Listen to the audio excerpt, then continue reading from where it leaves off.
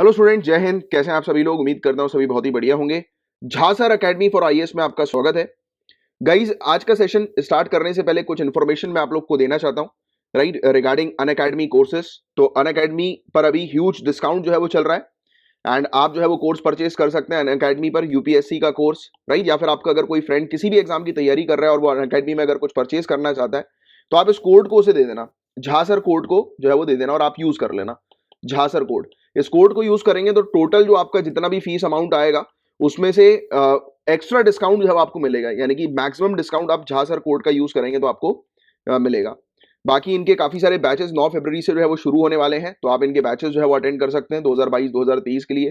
And बाकी code आप use करिएगा झासर का, कैपिटल लेटर में झासर कोड को यूज करना है आप लोगों को, ठीक है।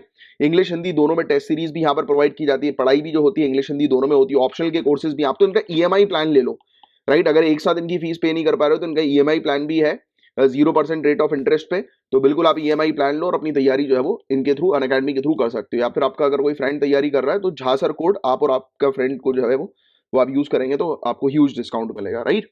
तो ये कुछ इन्फॉर्मेशन देनी थी, तो चलिए अब क्लास को स्टार्ट करते हैं अपनी। गाइज, अभी रिसेंटली इकोनॉमिक सर्वे 2021 और 2022 में हाईलाइट किया गया कि आज की डेट में आवश्यकता है एक स्टैंडर्डाइज फ्रेमवर्क तैयार करने की जो कि क्रॉस बॉर्डर इंसॉल्वेंसी से डील करे।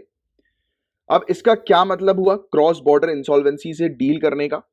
तो बहुत ध्यान से सुनो। जैसे कि इंडिया में एक कोई कंपनी है, ठीक है, इंडिया में एक कंपनी है, उसने बैंक से जो है वो लोन उठाया। अब ये कंपनी ने अपने आप को जो है वो घोषित कर दिया कि अब ये रेवेन्यू जनरेट नहीं कर पा रही है, इसने अपने आप को दिवालिया घोषित कर दिया कि ये कंपनी इंसॉल्वेंट हो गई है। अब इस कंपनी ने तो बैंक से और मार्केट से पैसा उठाया था। अब बैंक से पैसा उठाया मतलब बैंक को पैसा वापस चाहिए, बैंक को वसूली करनी है ना। बट प्रॉब्लम क्या है कि इस कंपनी ने जो है ये शो कर दिया कि मेरे पास तो कुछ भी नहीं है, मेरा तो पूरा सब कुछ जो है वो दिवालिया निकल चुका है, मैं ऑलरेडी बहुत सारे लॉसेस में हूं। अब मैं कुछ रिकवरी जो है वो ना किसी को दे पाऊंगा, ना कोई कर पाएगा मुझसे रिकवरी, क्योंकि मेरे पास तो कुछ है ही नहीं। तो इसने अपने आप को सड़क पर उतार लिया। इस कंपनी ने बोला कि मैं तो सड़क पे आ चुका हूँ, कंपनी के मालिक बोलते हैं मैं तो सड़क पे आ चुका हूँ, मेरे पास तो कुछ नहीं है, तुम्हें कुछ वसूलना भी चाहोगे तो भी तुम्हें कुछ नहीं मिल पाएगा, राइट।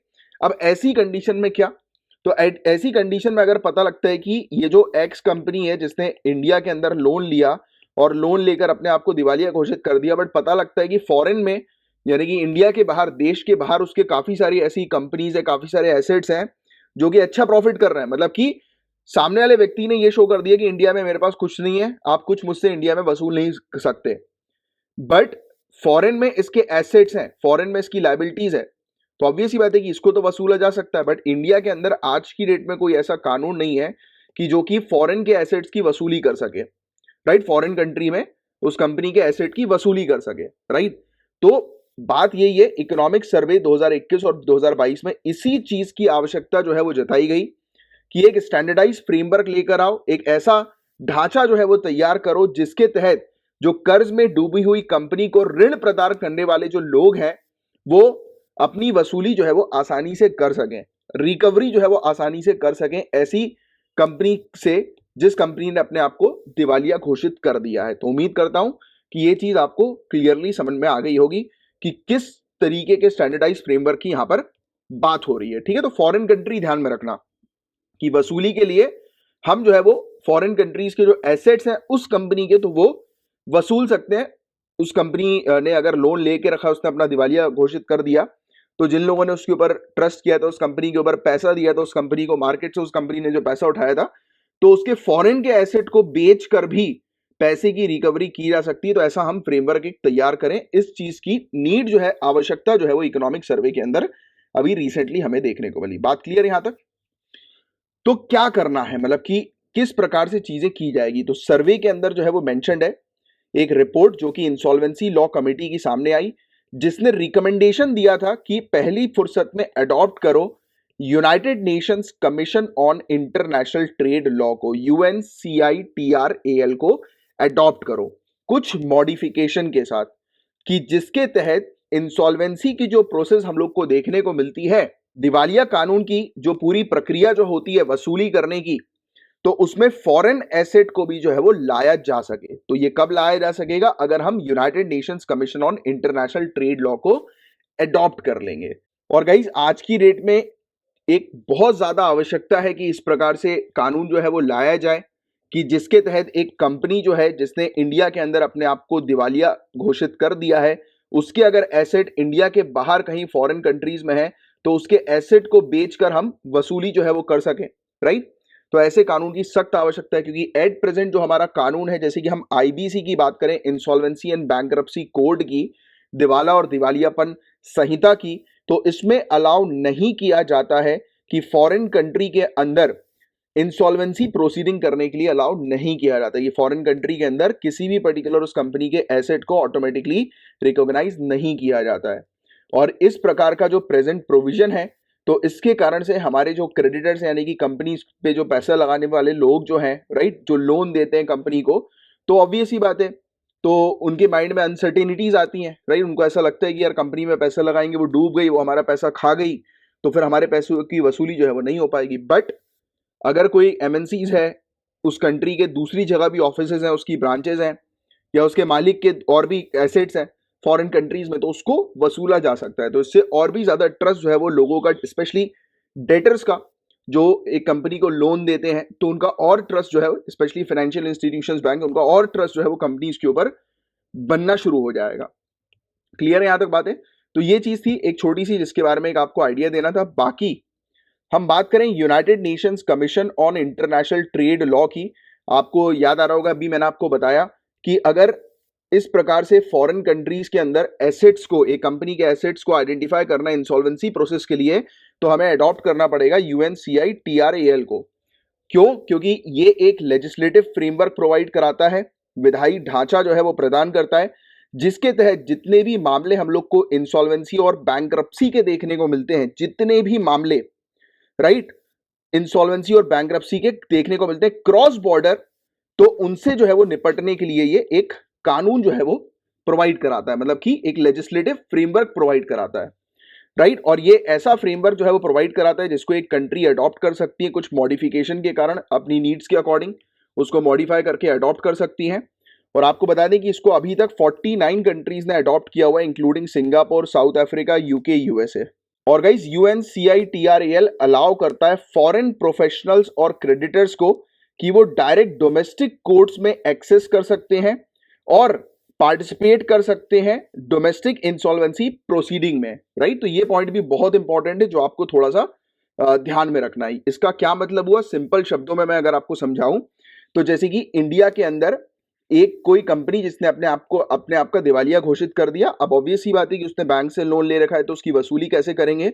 और अगर हमें पता लगता है कि किसी फॉरेन कंट्री के अंदर उस कंपनी की और ब्रांचेस हैं या कुछ उसके एसेट्स हैं, प्रॉपर्टीज हैं, तो हम फॉरेन कंट्री में जाकर अप्रोच कर सकते हैं, फॉरेन कंट्री की कोर्ट में उस कंपनी की जो प्रॉपर्टी है उसको अपने नाम या उसको बेचकर उससे जो भी पैसा जनरेट होगा, तो उसको इंसॉल्वेंसी प्रोसीडिंग के लिए जो है वो उपयोग में कर सकते हैं। और जितने भी लोग जो हैं, जिनका पैसा उस कंपनी में लगा था, उनको पैसा जो है वो वापस दिला सकते हैं फॉरेन कंट्रीज के उसके एसेट्स को बेच के। तो डायरेक्टली फॉरेन कंट्री की कोर्ट में जाकर अप्रोच करने की पावर जो है वो अलाउ करता है UNCITRAL, राइट। और इवन ये रिकॉग्नाइज करता है फॉरेन प्रोसीडिंग्स को, और कोर्ट को जो है वो अलाउ करता है कि कोर्ट जो है वो रिलीफ अपने अकॉर्डिंग जो है वो निर्धारित करें, राइट। राहत जो है वो निर्धारित करने में सक्षम बनाता है कोर्ट्स को, राइट, न्यायालयों को। तो ये चीज आप थोड़ी सी ध्यान में रखिएगा, UNCITRAL। तो ये फॉरेन कंट्रीज में इंसॉल्वेंसी प्रोसीडिंग्स को अलाउ करने या इनिशिएट करने के लिए ये हम लोग को एक देखने को मिलता है, एक लेजिस्लेटिव फ्रेमवर्क, राइट। 49 कंट्रीज ने इसको जो है वो अडॉप्ट किया हुआ है। तो ये वाला पॉइंट भी आप थोड़ा सा ध्यान में रखिएगा, फैक्ट। और उम्मीद करता हूं कि ये पूरा टॉपिक आपको अच्छे से समझ में आ गया होगा।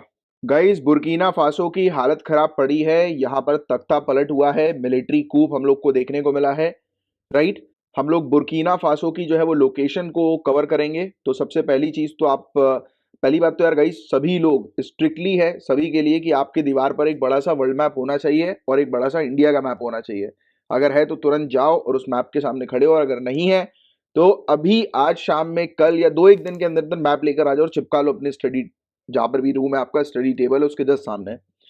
तो इंडिया से अफ्रीका की तरफ जाइए आप, वेस्ट की तरफ, तो आपको अरेबियन सी दिखाई देगी, राइट। फिर आप अफ्रीका की तरफ जो है वो चले जाएंगे।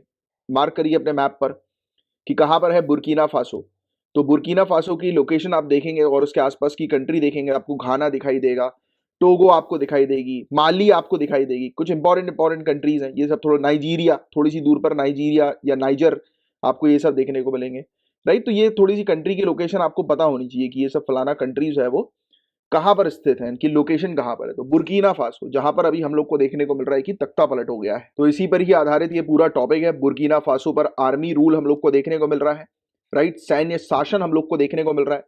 तो हाल ही में बुर्किना फासो की सेना ने घोषणा की है कि उसने राष्ट्रपति रोच काबोरे, तो बुर्किना फासो के राष्ट्रपति प्रेसिडेंट का नाम रोच काबोरे को अपदस्थ कर संविधान को निलंबित कर दिया है। इन्होंने कॉन्स्टिट्यूशन को सस्पेंड कर दिया है और वहां के प्रेसिडेंट को हटा दिया है प्रेसिडेंट के पद से। किसने?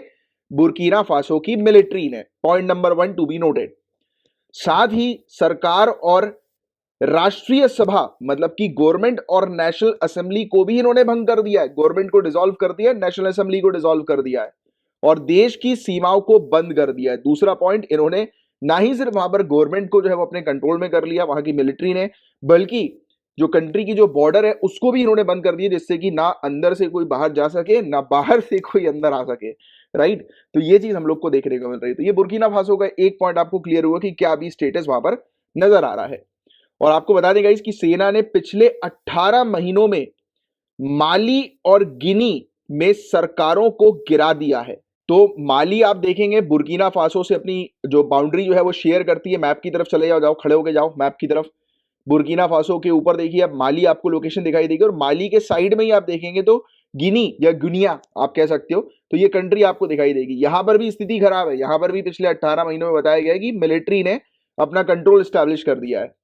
बताओ जरा नीचे कमेंट बॉक्स पर लिख कर कि हमारी कौन सी नेबरिंग कंट्री है जहां पर अभी तख्ता पलट हुई है कुछ समय पहले, राइट, 2021 में हम लोग को देखने को मिली थी। बताइए कौन सी कंट्री है वो?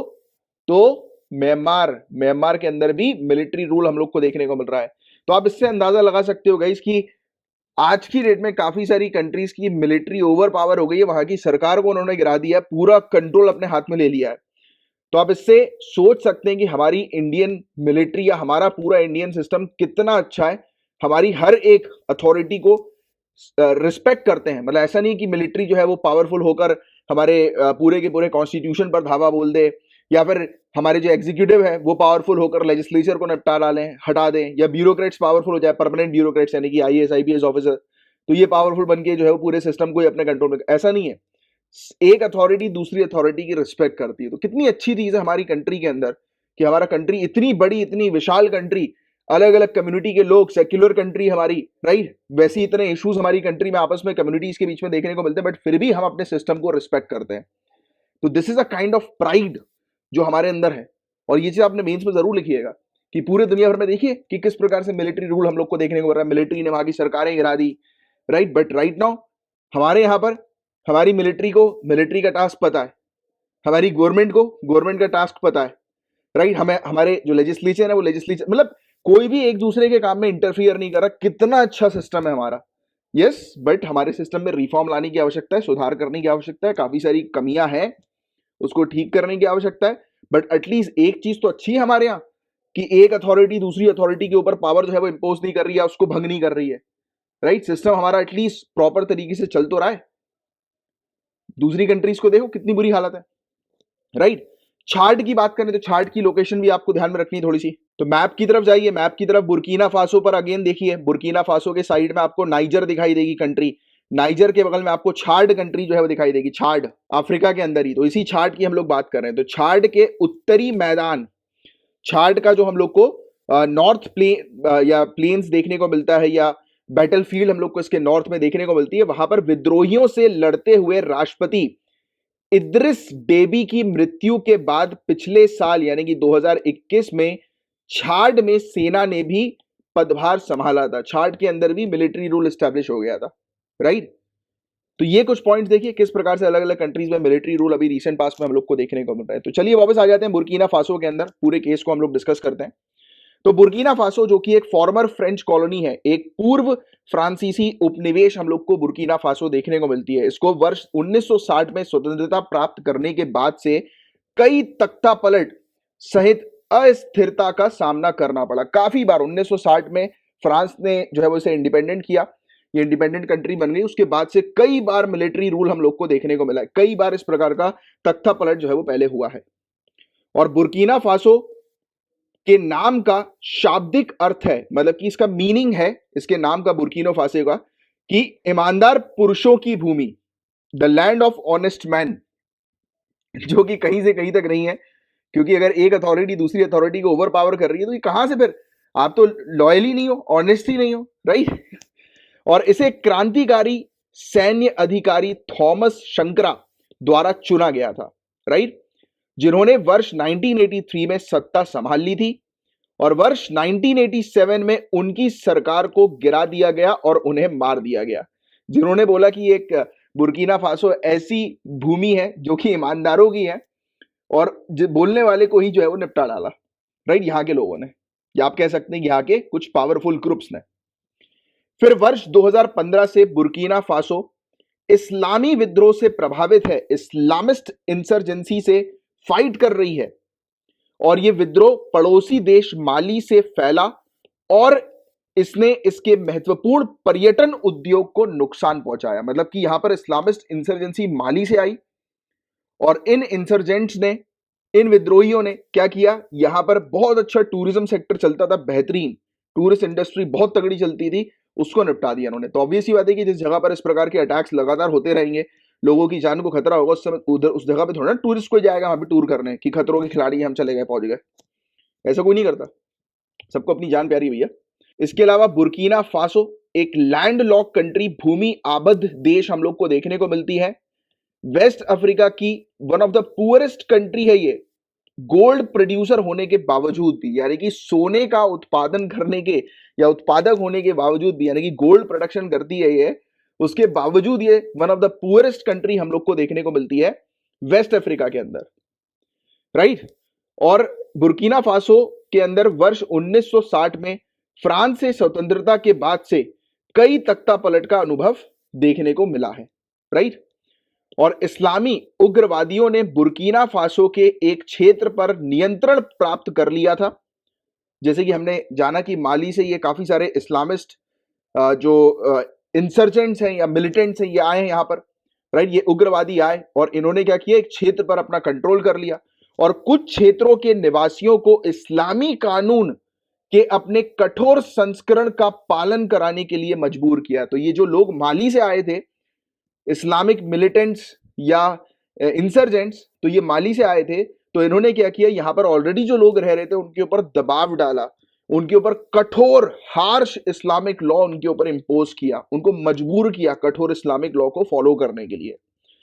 जबकि विद्रोह को दबाने के लिए सेना के संघर्ष के चलते दुर्लभ राष्ट्रीय संसाधनों को समाप्त कर दिया गया है।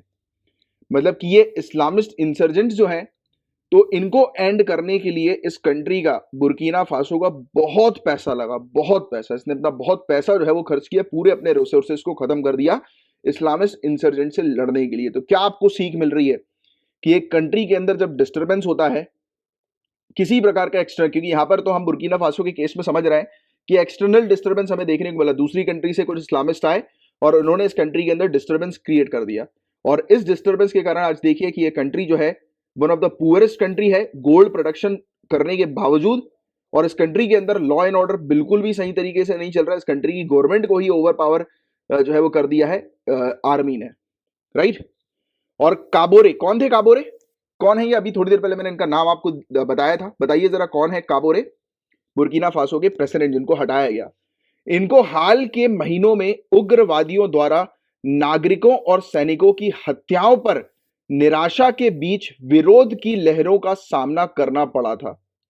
काबोरे ने फेस की थी काफी सारे प्रोटेस्ट रीसेंट मंथ्स में, जैसे ही काफी सारे सिविलियंस और सोल्जर्स की मृत्यु हुई थी मिलिटेंट्स के द्वारा, तो लोग इनके ऊपर चढ़ गए थे, राइट, काबोरे के ऊपर, क्योंकि लीडर है, लीडर के ऊपर तो ऑब्वियस ही बात है लोग चढ़ते ही। अगर आप अच्छा करोगे तो आपको जो है प्रशंसा मिलेगी, बुरा करोगे तो लोग जो है अगेंस्ट हो जाएंगे, चढ़ जाएंगे।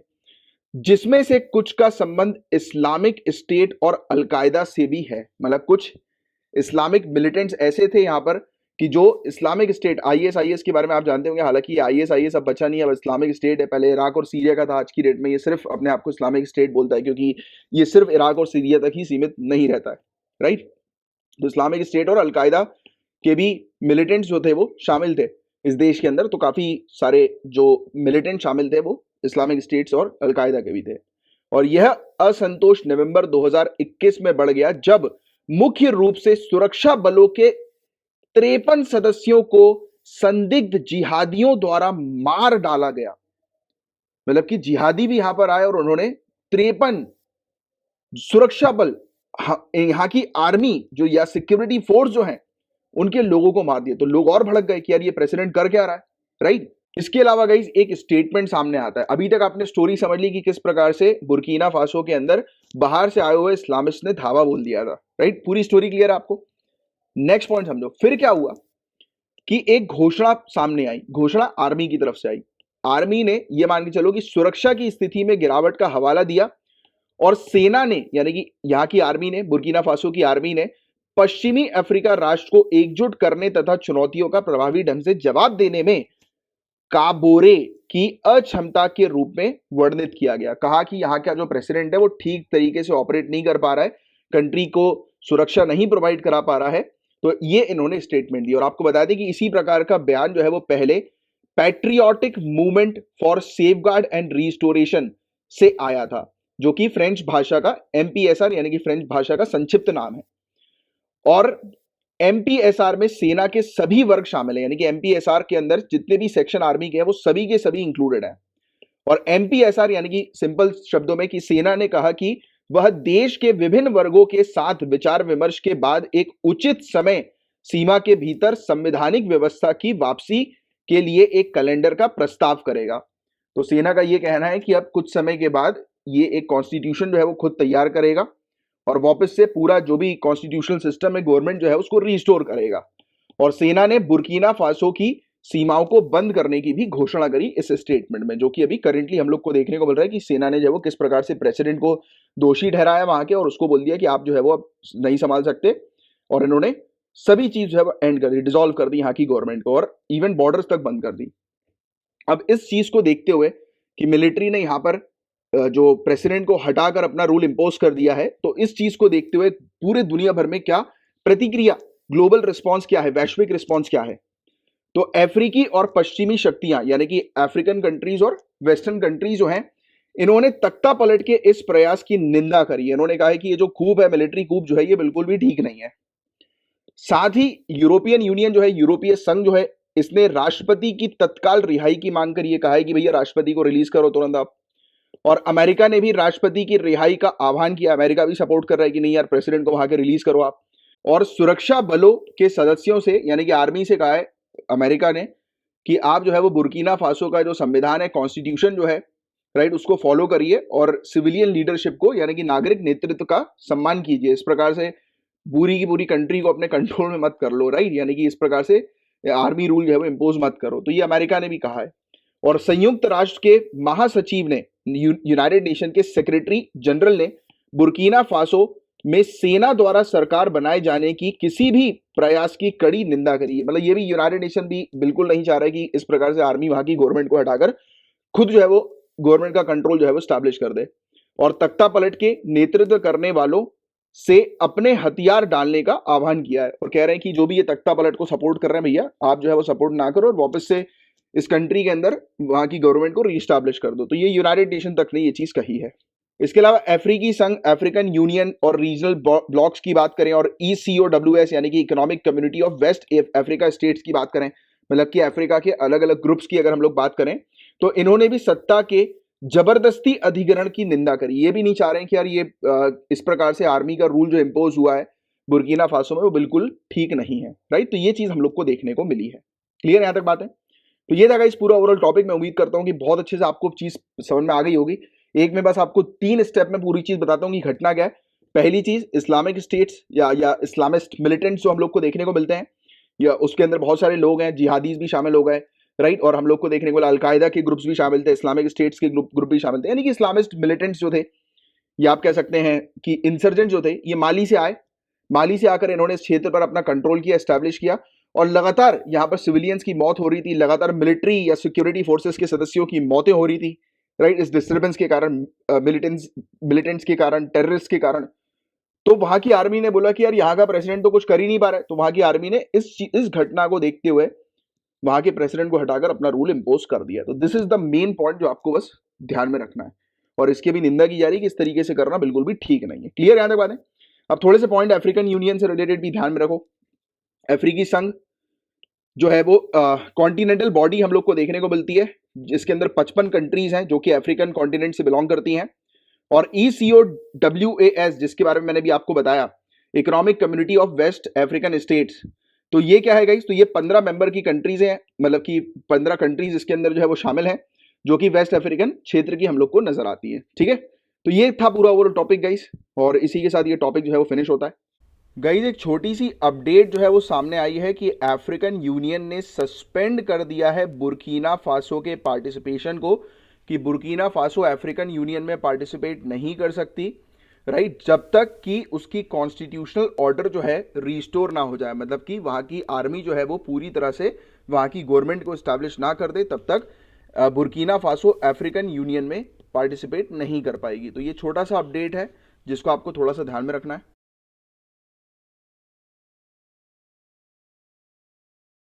गाइस पूरे दुनिया भर के फॉरेस्ट एरिया में इंडिया जो है वो तीसरे नंबर पर हम लोग को देखने को मिल रही है। इंडिया के अंदर फॉरेस्ट एरिया में इंक्रीज हुआ है। अभी लेटेस्ट इकोनॉमिक सर्वे के अकॉर्डिंग बताया गया कि फॉरेस्ट एरिया जो हम लोग को देखने को मिल रहा है इंडिया के अंदर, उसमें वृद्धि हुई है पिछले 10 सालों में, पास्ट डिकेड में। और पूरे दुनिया भर में annual net gain in forest area के मामले में 2010 और 2020 के पीरियड में, यानी कि 10 सालों के पीरियड में किन किन कंट्रीज के अंदर जो है वो फॉरेस्ट एरिया में ग्रोथ हुई है, वृद्धि हुई है, तो उसके अकॉर्डिंग इंडिया जो है वो तीसरे नंबर पर हम लोग को देखने को मिल रही है। राइट, इंडिया का जो टोटल ज्योग्राफिकल एरिया जो हमें देखने को मिलता है, उसका 24% जो एरिया है, यानी कि कुल भौगोलिक क्षेत्र जो भारत का है, उसका 24% जो क्षेत्र है वो फॉरेस्ट के अंडर आता है, मतलब कि वनों के अंतर्गत आता है। और आपको बता दें कि 2020 में जो forest area, total forest area जो पूरे दुनिया भर का है, उसका 2% फॉरेस्ट एरिया इंडिया के अंदर हम लोग को देखने को मिलता है, याद रखिएगा। और पूरे दुनिया भर के फॉरेस्ट एरिया जितने भी हैं, उसमें 66% एरिया जो है वो टॉप 10 कंट्रीज के अंदर आता है, जिसके बारे में हम डिस्कस करेंगे अभी।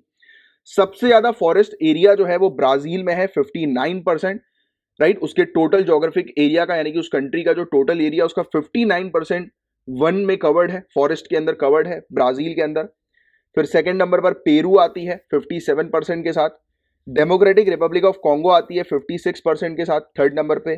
फोर्थ नंबर पर रशिया हम लोग को 50% के साथ देखने को मिलती है। मतलब कि ये कुछ ऐसी कंट्रीज हैं, Brazil, Peru, democratic Republic of Congo और रशिया, जहां पर 50, यानी कि इस कंट्री के total area, total geographical area का 50% या उससे ज्यादा का जो एरिया है वो फॉरेस्ट के अंडर आता है। और गाइस इंडियन स्टेट्स की बात करें तो इंडिया का जो टोटल फॉरेस्ट कवर है, उसका 11% फॉरेस्ट कवर मध्य प्रदेश के पास है। और मध्य प्रदेश 2021 में बताया गया कि लार्जेस्ट एरिया के साथ आया फॉरेस्ट एरिया के मामले में। मध्य प्रदेश में सबसे बड़ा एरिया है फॉरेस्ट एरिया का। और फिर सेकंड नंबर पर अरुणाचल प्रदेश, फिर थर्ड नंबर पर छत्तीसगढ़, फिर फोर्थ नंबर पर ओडिशा, फिर फिफ्थ नंबर पर महाराष्ट्र हम लोग को देखने को मिल रही है। और टॉप 5 स्टेट्स की बात करें गाइस कि जहां पर हम लोग को फॉरेस्ट कवर जो है 2021 के अंदर उन स्टेट के ज्योग्राफिकल एरिया के कंपैरिजन में फॉरेस्ट कवर सबसे ज्यादा है। अभी जैसे कि मैंने कुछ स्टेट्स के बारे में आपको बताया, जैसे मध्य प्रदेश, अरुणाचल प्रदेश, छत्तीसगढ़, ओडिशा, महाराष्ट्र, तो ये कुछ ऐसी स्टेट्स थी कि टोटल इंडिया के फॉरेस्ट कवर के मामले में टॉप पर थी। अब हम कुछ ऐसी स्टेट्स की बात करेंगे कि उन स्टेट का जो टोटल एरिया है उसमें सबसे ज्यादा फॉरेस्ट कवर वाली जो स्टेट है, सबसे पहले मिजोरम 85%, यानी कि मिजोरम स्टेट में टोटल एरिया जो जितना मिजोरम का है उसका 85% एरिया फॉरेस्ट से ढका हुआ है। फिर अरुणाचल प्रदेश में 79%, फिर मेघालय में 69, फिर मणिपुर में 74, फिर नागालैंड में 74। ये टॉप 5 स्टेट्स हैं 2021 के अंदर कि इनके टोटल ज्योग्राफिकल एरिया जो है उसमें कितना ज्यादा मात्रा में फॉरेस्ट कवर है। तो उसमें से ये 5 स्टेट्स हम लोग को देखने को मिल रही हैं। तो ये कुछ फैक्ट्स मैंने आपको बताए गए जो थोड़ा सा ध्यान में रखना काफी इंपॉर्टेंट है। अभी इकोनॉमिक सर्वे के दौरान इस चीज को हाईलाइट किया गया था और ऐसी चीज अक्सर एग्जाम में पूछी जाती है। गाइस सेमीकंडक्टर मैन्युफैक्चरिंग को बढ़ावा देने के लिए 76,000 करोड़ रुपए की योजना को मंजूरी दी है सरकार ने। इसको लेकर ये टॉपिक है, GS paper 3 point of view से ये काफी इंपॉर्टेंट टॉपिक है। एंड इस स्कीम के साथ हमें यह चीज देखने को मिल रही है कि टोटल इलेक्ट्रॉनिक्स की फील्ड में जो सरकार इंसेंटिव प्रोवाइड करा रही है, ये टोटल 2.30 लाख करोड़ रुपीस हो गया है। टोटल बजट आउटले की अगर हम बात करें 2.30 लाख करोड़ रुपीस का हो गया है, क्योंकि मेन उद्देश्य यह है कि इंडिया को electronic system design and manufacturing की फील्ड में एज अ ग्लोबल हब के तौर पर बनाना है, कि एक वैश्विक केंद्र इंडिया बन जाए इलेक्ट्रॉनिक्स की फील्ड में। तो इसको लेकर ये बढ़ावा दिया जा रहा है। प्रोडक्शन लिंक्ड इंसेंटिव्स हम लोग को देखने को मिल रही है, यानी कि इंडिया के अंदर प्रोडक्शन को, मैन्युफैक्चरिंग को बढ़ावा देने के लिए ये स्कीम जो है वो लाई गई है। 76,000 करोड़ रुपीस की ये स्कीम है और ओवरऑल इलेक्ट्रॉनिक सेक्टर में 2.30 लाख करोड़ रुपीस का एक बजट हम लोग को देखने को मिल रहा है अभी तक, कि जिसमें ये जो बजट है इलेक्ट्रॉनिक मैन्युफैक्चरिंग को बूस्ट करेगा, जिससे कि इंडिया ग्लोबल हब बनेगा मैन्युफैक्चरिंग की फील्ड में, राइट। तो ये चीज हमें देखने को मिल रही है। इस स्कीम के तहत जो भी लोग सेमीकंडक्टर या फिर डिस्प्ले फैब्रिकेशन यूनिट सेटअप करेंगे, तो सरकार की तरफ से उनको उनकी प्रोजेक्ट कॉस्ट का 50% से ज्यादा सपोर्ट जो है वो प्रोवाइड किया जाएगा। अप टू 50% तो डेफिनेटली 100% श्योर है, एंड उसके ऊपर लाइक टैक्सेस के फॉर्म में और वेरियस फैसिलिटीज के फॉर्म में जो है वो उनको इंसेंटिव्स प्रोवाइड किया जाएगा। तो ये चीज यहां पर बताई जा रही है। इसमें केंद्र सरकार राज्यों के साथ मिलकर हाईटेक क्लस्टर सेटअप करेगी, जहां पर भी नेसेसरी इंफ्रास्ट्रक्चर यानी कि जमीन की आवश्यकता हो, राइट, या सेमी कंडक्टर ग्रेड वाटर की आवश्यकता हो, तो उस क्षेत्र को जो है वो रिजर्व कर दिया जाएगा, जहां पर ये सेमी कंडक्टर मैन्युफैक्चर करने के लिए यूनिट जो है वो यानी कि फैक्ट्रीज वगैरह जो है वो सेटअप की जाएंगी। और इंडिया का सेमीकंडक्टर मिशन भी है जो कि सेटअप किया जाएगा, और ये मिशन जो होगा इसका मेन फोकस ये रहेगा कि ये जो स्कीम है, ये जो योजना है जिसके तहत 76,000 करोड़ रुपए लगाए जा रहे हैं सेमीकंडक्टर और डिस्प्ले मैन्युफैक्चरिंग को बूस्ट करने के लिए, तो ये जो मिशन रहेगा इंडिया सेमीकंडक्टर मिशन, इसका काम ये रहेगा चेक करने का, इंश्योर करने का कि जो स्कीम है वो इफेक्टिव तरीके से काम कर रही है या नहीं कर रही है, राइट, प्रॉपर तरीके से इंप्लीमेंट हो रही है कि नहीं हो रही है। एंड इसके अलावा एक चिप्स टू स्टार्टअप प्रोग्राम भी है, जिसके तहत 85,000 वेल ट्रेन्ड इंजीनियर्स को डेवलप किया जाएगा। सेमीकंडक्टर डिजाइनर्स को अपॉर्चुनिटीज दी जाएंगी कि वो खुद अपना स्टार्टअप जो है वो लॉन्च कर सकते हैं, एंड इसमें 50% का जो खर्चा आएगा डिजाइन लिंक्ड इंसेंटिव स्कीम के तहत वो सरकार जो है वो उठाएगी। यानी कि आसान और सिंपल शब्दों में सरकार फोकस कर रही है कुल मिलाकर इलेक्ट्रॉनिक सेक्टर को बूस्टअप करने की, और इंडिया को इलेक्ट्रॉनिक सेक्टर के मामले में ग्लोबल हब बनाने की पर फोकस जो है वो सरकार का हमें देखने को मिल रहा है।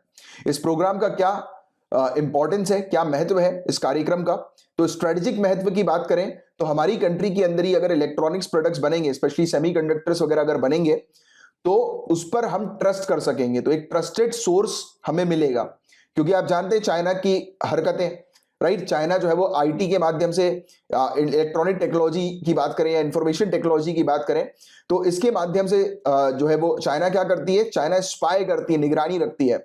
आपको एक चीज मैं बताऊं, कुछ समय पुरानी न्यूज है ये 5G टेक्नोलॉजी को लेकर, राइट, तो आप थोड़ा सा रिलेट कर पाएंगे कि इलेक्ट्रॉनिक फील्ड्स में ये ट्रस्टेड सोर्सेस क्यों इतने मैटर करते हैं।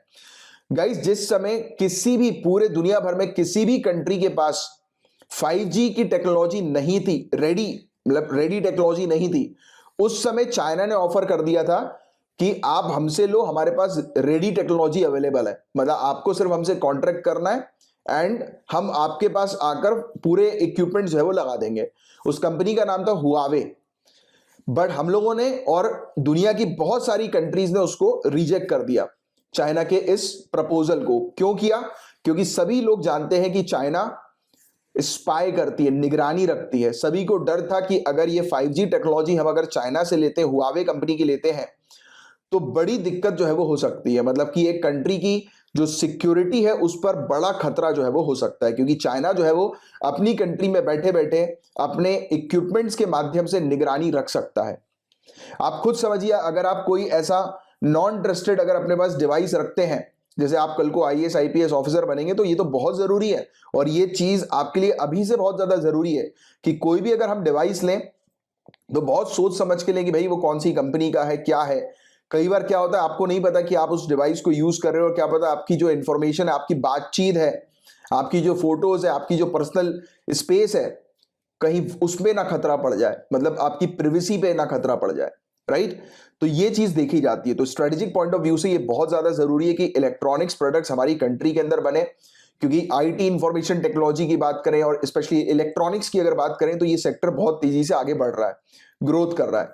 तो इसमें ट्रस्टेड सोर्सेज का होना बहुत ज्यादा जरूरी है। This point should be noted, and इस पॉइंट को आप मेंस पे जरूर उपयोग करिएगा, राइट, कि सिक्योरिटी पॉइंट ऑफ व्यू से ये बहुत ज्यादा इंपॉर्टेंट है ये प्रोग्राम, राइट। इसके अलावा इंश्योर करना डिजिटल सॉवरेनिटी ऑफ इंडिया की को, कि हम अगर कोई डिजिटल इक्विपमेंट्स अगर खरीद रहे हैं, राइट, तो उसके ऊपर पूरी तरह से सॉवरेनिटी इंडिया की होनी चाहिए, कोई आउटसाइडर की नहीं होनी चाहिए। अगर आउटसाइडर की होगी तो ऑब्वियस ही बात है, द सेम थिंग, ट्रस्ट का इशू हम लोग को देखने को मिलेगा। और दूसरी बात, कई केसेस में लेट्स से कि आपने किसी कंट्री के ऊपर आप डिपेंडेंट हो गए, राइट। अब हमारे पास इतनी बड़ी पॉपुलेशन है, सेकंड मोस्ट पॉपुलस कंट्री है, हम पॉपुलेशन के मामले में दूसरे नंबर पर आते हैं। इवन काफी सारे साइंटिस्ट रिसर्चर का कहना है कि 2030 के बाद जो है हम सबसे मोस्ट पॉपुलस कंट्री बन जाएंगे, चाइना को सरपास कर जाएंगे, राइट, पॉपुलेशन के मामले में। तो हम ऑलरेडी काफी पॉपुलेटेड कंट्री है हमारी, मतलब हमारे पास काफी सारे यूजर्स हैं, एक बड़ा हमारे पास मार्केट है, राइट। अब अगर हम किसी दूसरी कंट्री के ऊपर डिपेंडेंट होते हैं अपने इलेक्ट्रॉनिक प्रोडक्ट्स के लिए या किसी पर्टिकुलर प्रोडक्ट्स के लिए, अगर हम आत्मनिर्भर नहीं है, सेल्फ रिलायंट नहीं है, तो कल को वो कंट्री अगर हमसे कॉन्ट्रैक्ट जो है वो तोड़ ले या हमें सप्लाई करना बंद कर दे, तो it will be very difficult for us की चीजों को मैनेज करना। क्योंकि अगर हम एक कंट्री के ऊपर टोटली डिपेंडेंट हो जाएंगे हमारे सभी के सभी इक्विपमेंट्स के लिए, इलेक्ट्रॉनिक प्रोडक्ट्स के लिए, तो that will become very difficult for us. या फिर जैसे कोविड-19 की स्थिति हमें देखने को मिलती है, जिस दौरान लॉकडाउन लग गया था, सप्लाई चेन जो है वो डिसरप्ट हो गई थी, तो वैसे ही अगर कुछ होगा और कल को हमें अगर रिक्वायरमेंट पड़ गई इलेक्ट्रॉनिक प्रोडक्ट्स की और हम एक कंट्री के ऊपर डिपेंडेंट और सप्लाई चेन डिसरप्ट हो गई, तो भी हमें नुकसान होगा। तो it is very important for us कि हम खुद ही जो है वो उसकी मैन्युफैक्चरिंग करें। तो ये आत्मनिर्भर भारत मिशन जो है हमारा, उसको भी सपोर्ट करती है production linked incentive schemes, right. तो ये चीज भी आपको थोड़ा सा ध्यान में रखना है। और इससे और क्या फायदे होंगे, इस स्कीम के जॉब्स क्रिएट होंगी। बताया जा रहा है कि 35,000 हाई क्वालिटी डायरेक्ट जॉब तो मिलना ही मिलना है, और 1 लाख इनडायरेक्ट जॉब जो है वो लोगों को मिलना पक्का है। तो ह्यूज एम्प्लॉयमेंट जनरेट करने की कैपेसिटी रखता है ये प्रोग्राम। और इंडिया का क्या पोटेंशियल है इलेक्ट्रॉनिक्स मैन्युफैक्चरिंग के अंदर, तो इंडिया ने ऑलरेडी पिछले 7 सालों में इलेक्ट्रॉनिक मैन्युफैक्चरिंग को बढ़ाकर $75 बिलियन कर दिया है, राइट। और एक्सपेक्टेशन ये है कि अगले 6 सालों में ये $75 बिलियन से हमारा शेयर $300 बिलियन का होने वाला है, राइट। तो ह्यूज पोटेंशियल है इस सेक्टर में। एंड इस सेक्टर में हमें देखने को मिल रहा है कि फॉरेन डायरेक्ट इन्वेस्टमेंट भी लगातार बढ़ रहा है। इसने 1.67 लाख करोड़ रुपीस की एफडीआई को अट्रैक्ट किया है, और प्रोडक्शन की जो वैल्यू वर्थ है वो 9.50 लाख करोड़ रुपीस की बताई जा रही है। तो ह्यूज अमाउंट में एफडीआई और प्रोडक्शन को हम लोग ने बूस्ट किया है, राइट। तो ये चीज यहां पर देखने को मिल रही है। इसके अलावा production linked incentive scheme electronic manufacturing के लिए 1 अप्रैल 2020 से ऑलरेडी जो है वो शुरू हो गई है। ये नेशनल पॉलिसी ऑन इलेक्ट्रॉनिक के पार्ट के तौर पर हमें देखने को मिल रही है। हमारी कंट्री के अंदर डोमेस्टिक मैन्युफैक्चरिंग, यानी कि हमें इलेक्ट्रॉनिक्स की फील्ड में आत्मनिर्भर बनाने के लिए ये प्रोडक्शन लिंक्ड इंसेंटिव जो है वो हमने ऑलरेडी शुरू की हुई है। और इस स्कीम के क्या फीचर्स हैं, तो इसमें इंसेंटिव जो है वो 4 से 6% तक प्रोवाइड किया जाएगा सेल्स पर, राइट। कि जो भी कंपनी अगर सेल्स करती है ज्यादा मात्रा में, भारी मात्रा में, तो 5 सालों के पीरियड में उनको इंसेंटिव जो है वो प्रोवाइड किया जाएगा ऐसी कंपनीज को, राइट, ऐसी इंडस्ट्रीज को, राइट, कि जैसे कि वो ज्यादा से ज्यादा इलेक्ट्रॉनिक प्रोडक्ट्स मैन्युफैक्चर करें, ज्यादा से ज्यादा इलेक्ट्रॉनिक सेक्टर के अंदर अपना इन्वॉल्वमेंट जो है वो डालें।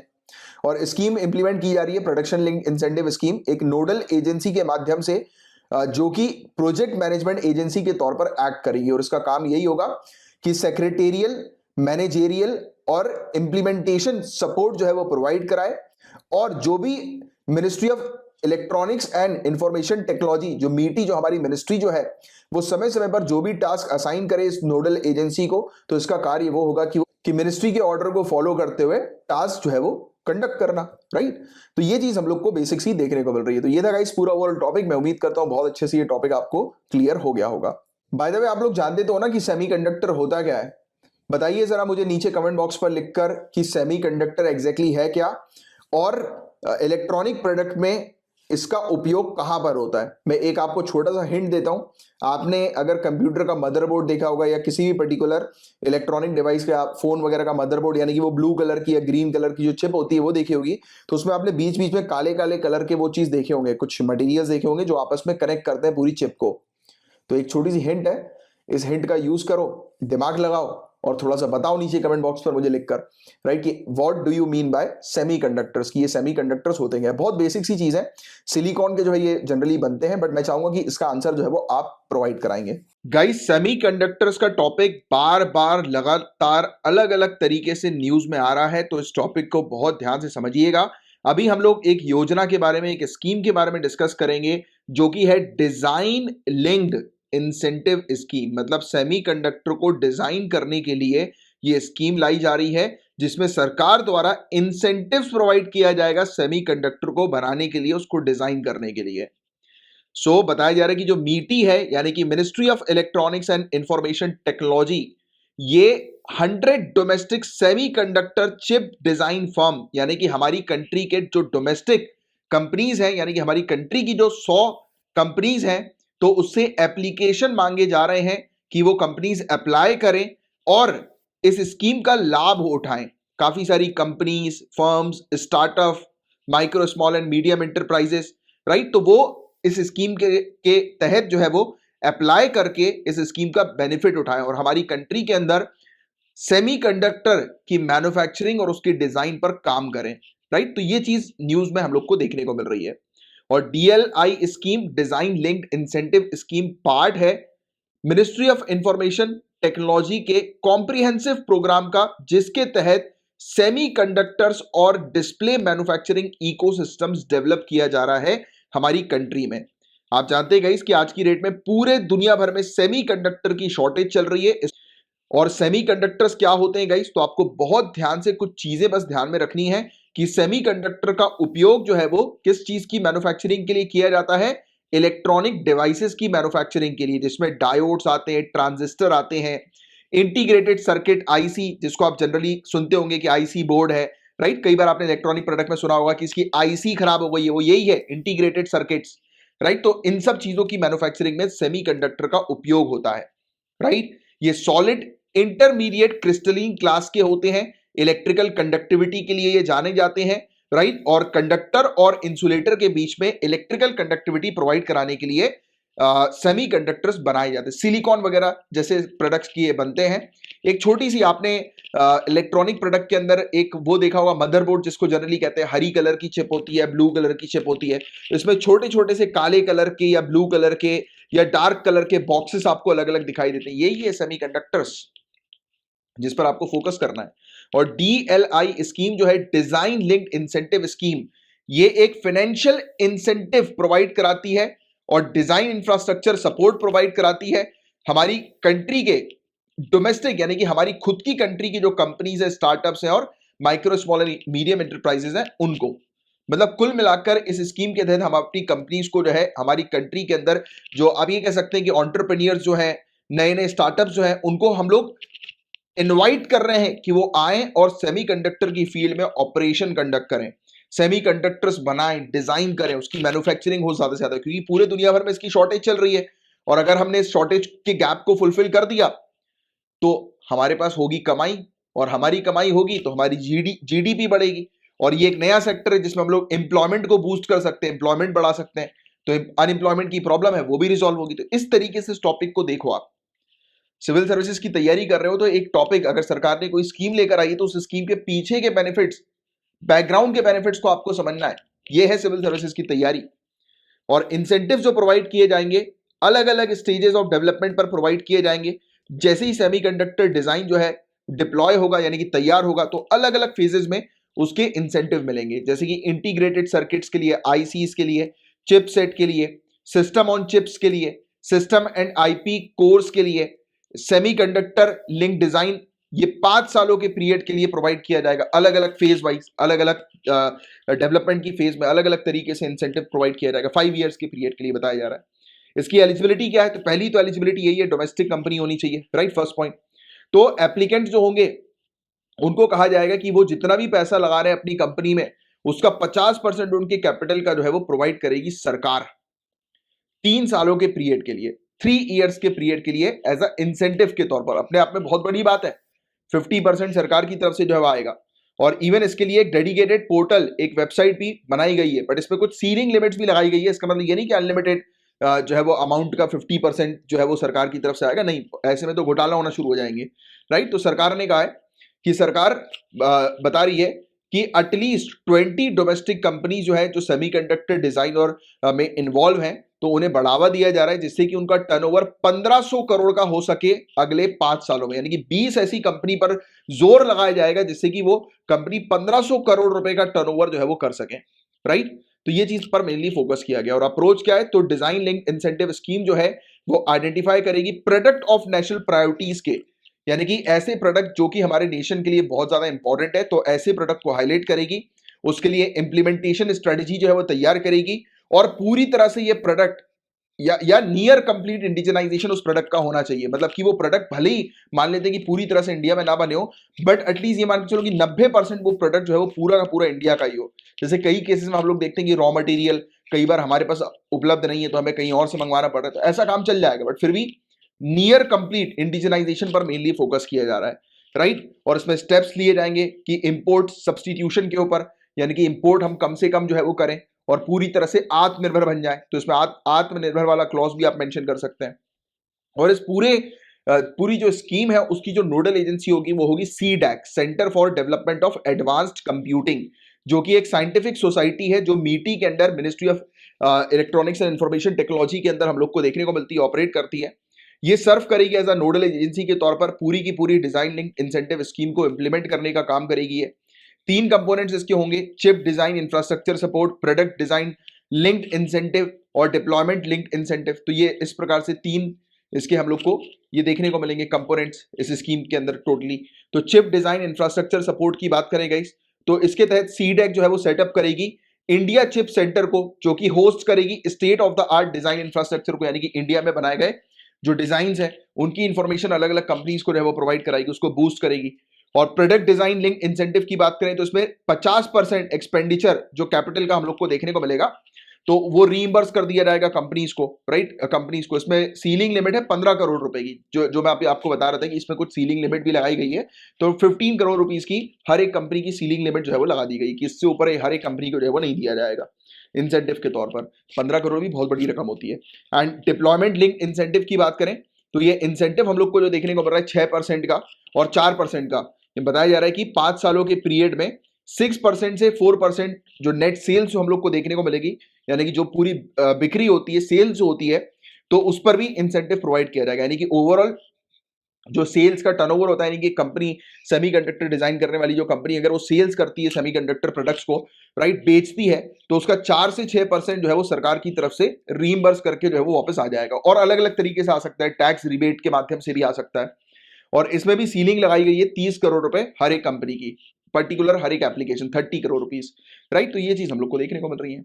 और इससे रिलेटेड और भी क्या इनिशिएटिव्स हम लोग को अभी रिसेंट पास में देखने को मिले, तो सेमीकंडक्टर फैब्स और डिस्प्ले फ्लैप्स। तो फैब्स यानी कि फैब्रिकेशन यूनिट, तो सेमीकंडक्टर की जो फैब्स और डिस्प्ले फैब्स जो हम लोग को देखने को मिलती है, तो सरकार जो है वो प्रोवाइड करा रही है फिजिकल सपोर्ट, यानी कि सरकार फाइनेंशियल सपोर्ट प्रोवाइड करा रही है, सरकार पैसे प्रोवाइड कराएगी 50% प्रोजेक्ट की कॉस्ट का, यानी कि जो पूरा प्रोजेक्ट है उसको सेटअप करने का 50% जो कॉस्ट है वो सरकार की तरफ से लाया जाएगा, जो चीज हम ऑलरेडी डिस्कस कर ही रहे हैं, राइट, जिसके बारे में अभी हमने बात करी डिजाइन लिंक्ड इंसेंटिव स्कीम के तहत। और सेमीकंडक्टर लेबोरेटरी की अगर हम बात करें तो ministry of electronics and information technology जो है वो स्टेप्स लेगी जिसके तहत मॉडर्नाइज किया जाएगा, मॉडर्न बनाया जाएगा, कमर्शियल किया जाएगा सेमीकंडक्टर लेबोरेटरीज को, राइट। और फिर इसके अलावा कंपाउंड सेमीकंडक्टर्स की बात करें तो सरकार इसमें सपोर्ट करेगी 30% कैपिटल एक्सपेंडिचर का कंपाउंड सेमीकंडक्टर्स के लिए। और इंडिया सेमीकंडक्टर मिशन भी एक है, ये लॉन्ग टर्म स्ट्रेटजीज तैयार कर रहा है, बना रहा है, जिसके तहत हम लोग सेमीकंडक्टर्स का एक प्रॉपर इकोसिस्टम और डिस्प्ले इकोसिस्टम जो है वो तैयार कर सकें। और एक specialised independent India semiconductor mission जो है वो सेटअप किया जाएगा, राइट, इन फ्यूचर, कि जो सिर्फ और सिर्फ फोकस करे इंडिया के अंदर सेमीकंडक्टर को बूस्ट करने के ऊपर, उसकी प्रोडक्शन को बूस्ट करने के ऊपर। फिर ऐसे ही एक प्रोडक्शन लिंक्ड इंसेंटिव स्कीम है कि ज्यादा से ज्यादा कंपनी जो है वो सेमीकंडक्टर इंडस्ट्रीज पर जो है वो पैसा लगाएं, सेमीकंडक्टर इंडस्ट्रीज को शुरू करें, इसके लिए 55,392 करोड़ यानी कि 7.5 बिलियन यूएस डॉलर अप्रूव किए हैं। ये सरकार जो है वो इतना अमाउंट जो है वो इस पर्टिकुलर सेक्टर को बूस्ट करने में जो है वो लगाएगी, राइट। तो ये चीज हम लोग को देखने को मिल रही है। तो ये चीज है पूरी ओवरऑल जिसके बारे में आपको जानकारी होनी चाहिए। बाकी थोड़ी सी इंफॉर्मेशन CDAC के बारे में भी जान लो, centre for development of advanced computing. तो ये एक premier research and development organisation MITI का, ministry of electronics and information technology का हम लोग को देखने को मिलता है, जिसका काम है कि IT, इलेक्ट्रॉनिक्स और इससे जुड़े जो एरियाज हैं तो उस पर रिसर्च और डेवलपमेंट करना। और इंडिया का पहला सुपर कंप्यूटर का नाम जो है गाइस वो है परम 8000। ये इंडिया में ही बनाया गया था 1991 में CDAC के द्वारा। तो ये कुछ पॉइंट्स हैं जिसके बारे में आपको थोड़ा सा ध्यान में रखना। और आप जानते हो CDAC क्यों इंपॉर्टेंट है, क्योंकि ये जो डिजाइन लिंक इंसेंटिव स्कीम जो हम लोग को देखने को मिल रही है सेमीकंडक्टर्स की, तो उसकी नोडल एजेंसी है CDAC, राइट। तो ये कुछ पॉइंट्स है, ध्यान में रखिएगा। गाइज एक इंपॉर्टेंट अपडेट सेमीकंडक्टर से रिलेटेड मैं आपको बताऊं तो अभी रिसेंटली इकोनॉमिक सर्वे 2021 और 22 में कहा गया, हाईलाइट किया गया सेमीकंडक्टर की शॉर्टेज को।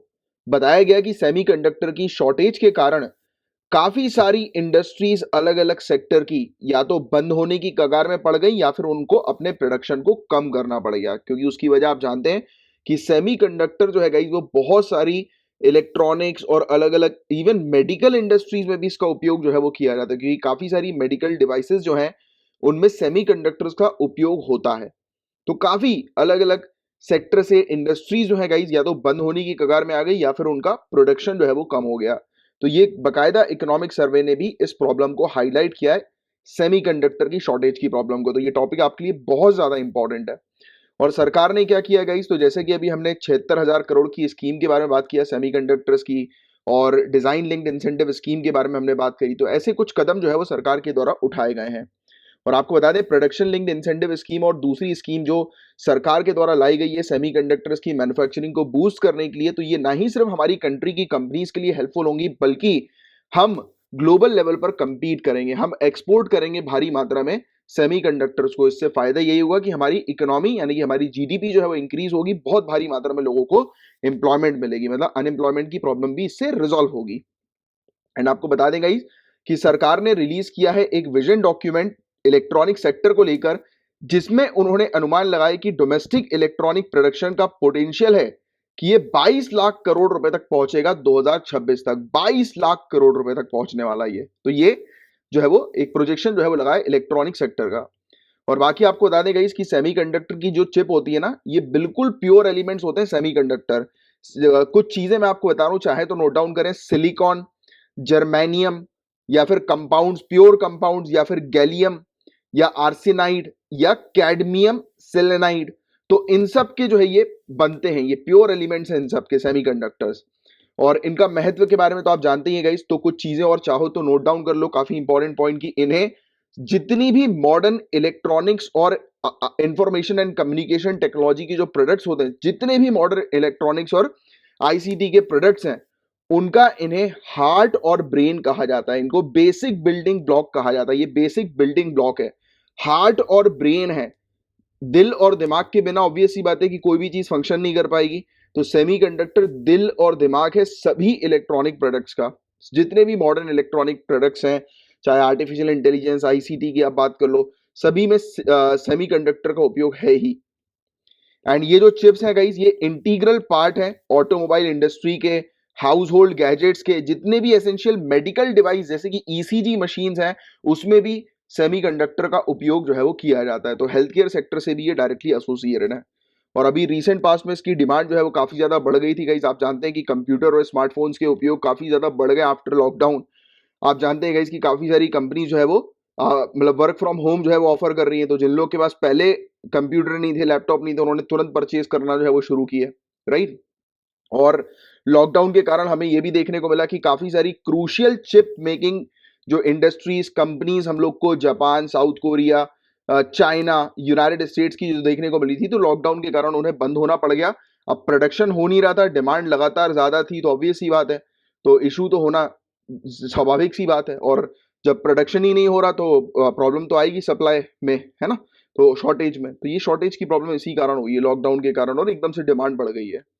और आपको बता दें इंडिया की सेमीकंडक्टर की डिमांड और उससे रिलेटेड इनिशिएटिव्स के बारे में अगर हम बात करें तो इंडिया आज की डेट में पूरी की पूरी चिप्स को जो है वो इंपोर्ट कराता है और हमारा मार्केट जो है गाइस ये बताया जा रहा है कि 2025 तक हम 100 बिलियन मार्केट पर पहुंच जाएंगे 24 बिलियन से। आज की डेट में हमारा जो सेमीकंडक्टर की डिमांड का जो मार्केट है 24 बिलियन यूएस डॉलर का है। इससे हम बढ़ाकर 2025 तक 100 बिलियन यूएस डॉलर के बन जाएंगे। हमारा मार्केट इतना बड़ा होने वाला है सेमीकंडक्टर्स के मामले में।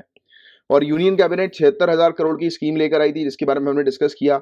Semiconductor and display manufacturing ecosystem भी बनाने पर केंद्र सरकार का जो है वो सपोर्ट हम लोग को देखने को मिला। इंडिया ने इवन लॉन्च करी है scheme for promotion of manufacturing of electronic components and semiconductors.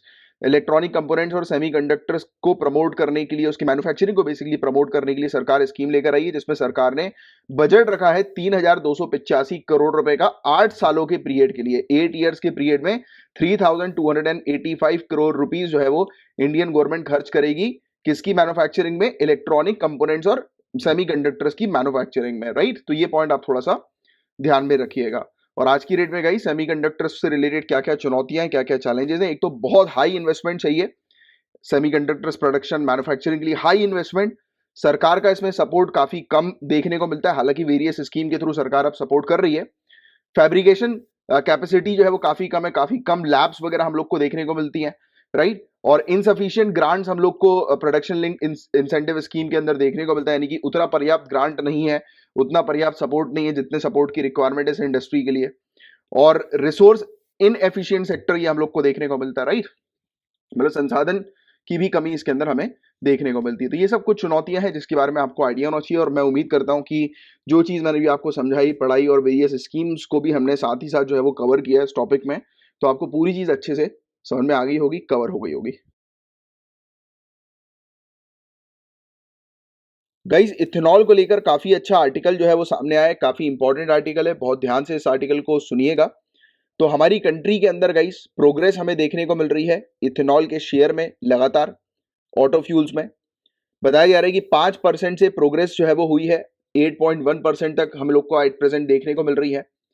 और काफी सारे इश्यूज हम लोग को देखने को मिले हैं जो कि लगातार रिजॉल्व किए जा रहे हैं। और अगर ऐसा ही होता रहा कि इथेनॉल से रिलेटेड अगर इश्यूज रिजॉल्व होते गए तो 2025 तक हम 20% E20 का टारगेट जो है वो अचीव कर लेंगे। पेट्रोल के साथ 20% इथेनॉल को मिक्स करने का टारगेट हम 2025 में अचीव कर लेंगे। वैसे ये हमारा टारगेट 2030 का है कि हमारी कंट्री के अंदर E20 टारगेट हमने 2030 तक के लिए रखा है। अब ये सवाल उठता है कि E20 है क्या। तो सिंपल शब्दों में आप समझो कि 20% इथेनॉल को मिक्स करना पेट्रोल के साथ। आज की डेट में हम पेट्रोल डलवाते हैं तो 100% पेट्रोल ही होता है कि नहीं।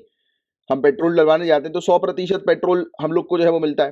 तो सरकार ने ये कहा है कि आप 100% पेट्रोल जो है वो नहीं, 80% पेट्रोल डलवाओ, 20% जो है वो इथेनॉल डलवाओ। यानी कि आपको अलग से नहीं डलवाना है, वो मिक्स होके आएगा, राइट। कि हम पेट्रोल जब डलवाएंगे गाड़ी में तो 80% पेट्रोल होगा, 20% जो है वो इथेनॉल होगा। इससे क्या होगा, पेट्रोल के प्राइस भी जो है वो कम होंगे। और इवन ये तक बताया गया कि इससे हमारी कंट्री को हर साल 4 बिलियन यूएस डॉलर की बचत होगी। हर साल 4 बिलियन यूएस डॉलर की बचत होने वाली है। और इसमें किसी भी प्रकार से जो है वो लॉस नहीं होगा, बल्कि बेनिफिट ही इसमें हम लोग को जो है वो देखने को मिलेगा। जैसे कि फ्यूल से होने वाले पॉल्यूटेंट्स जो है वो कम हो जाएंगे क्योंकि इसमें आप 20% इथेनॉल को डाल रहे हो। प्राइस भी जो है वो इसमें कम होंगे। और गाड़ी की एफिशिएंसी को कोई भी फर्क नहीं पड़ने वाला। मतलब ये मान के चलो कि आपकी गाड़ी अगर 15 का एवरेज दे रही है तो इथेनॉल ब्लेंडेड फ्यूल जो है उससे आपकी गाड़ी 15 का ही एवरेज देगी। मतलब कि ऐसा नहीं है कि आपकी गाड़ी का एवरेज कम हो जाएगा या आपकी गाड़ी की जो वो होती है ना कि एफिशिएंसी जो है वो कम हो जाएगी, ऐसा कुछ नहीं है। बल्कि फ्यूल एफिशिएंसी इसमें कम होगी, जो कि काफी अच्छी बात है, राइट। कि गाड़ी जो है वो कम फ्यूल में जो है वो आपको उतनी ही सर्विस जो है वो प्रोवाइड कराएगी, उतना ही माइलेज देगी, उतना ही पावर जो है वो देगी। तो ये चीज है। और सरकार जो है वो आज की डेट में प्रमोट कर रही है इथेनॉल के उपयोग को, पेट्रोल के साथ इथेनॉल का उपयोग किया जाए। इसे नेशनल पॉलिसी ऑन बायोफ्यूल 2018 में भी रखा गया है। और इथेनॉल ब्लेंडेड पेट्रोल प्रोग्राम के अंडर ये हम लोग को देखने को मिल रहा है कि सरकार प्रमोट कर रही है लगातार। पॉलिसी में मेन टारगेट जो है वो ये रखा गया है कि 20% इथेनॉल को हम पेट्रोल के साथ मिक्स करेंगे 2030 तक। E20, right. और इवन E100 तक हमें लेके जाने की हमारी गाड़ी जो है वो 100% किस पर चले, इथेनॉल पर चले। तो इसका हमारा एक टारगेट हम लोग को देखने को मिलता है। गाइस इसके अलावा आज की डेट में क्या प्रॉब्लम्स हैं इथेनॉल ब्लेंडिंग में, क्या फैक्टर्स हैं जो कि लिमिट कर रहे हैं इथेनॉल ब्लेंडिंग को, राइट। तो सबसे पहली बात तो हमारे पास पर्याप्त क्वालिटी फीड स्टॉक नहीं है। फीड स्टॉक समझते हो, यानी कि चारा वगैरह, भूसा वगैरह, जिससे ये इथेनॉल जो है वो तैयार हो। स्पेशली इथेनॉल जो है वो तैयार होता है उन पर्टिकुलर प्लांट के प्रोडक्ट से जो कि स्टार्च वाले हम लोग को देखने को मिलते हैं, राइट। तो उससे होता है शुगर वाले, राइट। तो जो फीड स्टॉक जो हम लोग को देखने को मिलता है, उसका जो सप्लाई है वो प्राइमरली कहां पर हम लोग को देखने को मिलता है? शुगर प्रोड्यूसिंग स्टेट्स में एट प्रेजेंट हमें देखने को मिलता है। और सरकार के क्या प्रयास हम लोग को देखने को मिलते हैं? तो गवर्नमेंट जो है वो गाइस अलाउ कर रही है कि इथेनॉल का आप प्रोडक्शन करो शुगर केन से और फूड ग्रेन से, राइट, जो कि रॉ मटेरियल आधारित हम लोग को देखने को मिलते हैं। तो उससे आप जो है वो इथेनॉल का प्रोडक्शन करो। और सरकार जो है गाइस इन्होंने फिक्स करके रखा है एक्स मिल प्राइस इथेनॉल का sugar cane based raw material से, और रेम्यूनरेटिव प्राइस जो इथेनॉल का हम लोग को देखने को मिलता है, जो अलग अलग फीड स्टॉक से जो है वो प्रोड्यूस किया जाएगा, उसको भी सरकार ने फिक्स करके रखा है। मतलब कि इथेनॉल के लिए रॉ मटेरियल का प्राइस जो है वो सरकार ने निर्धारित कर दिया है।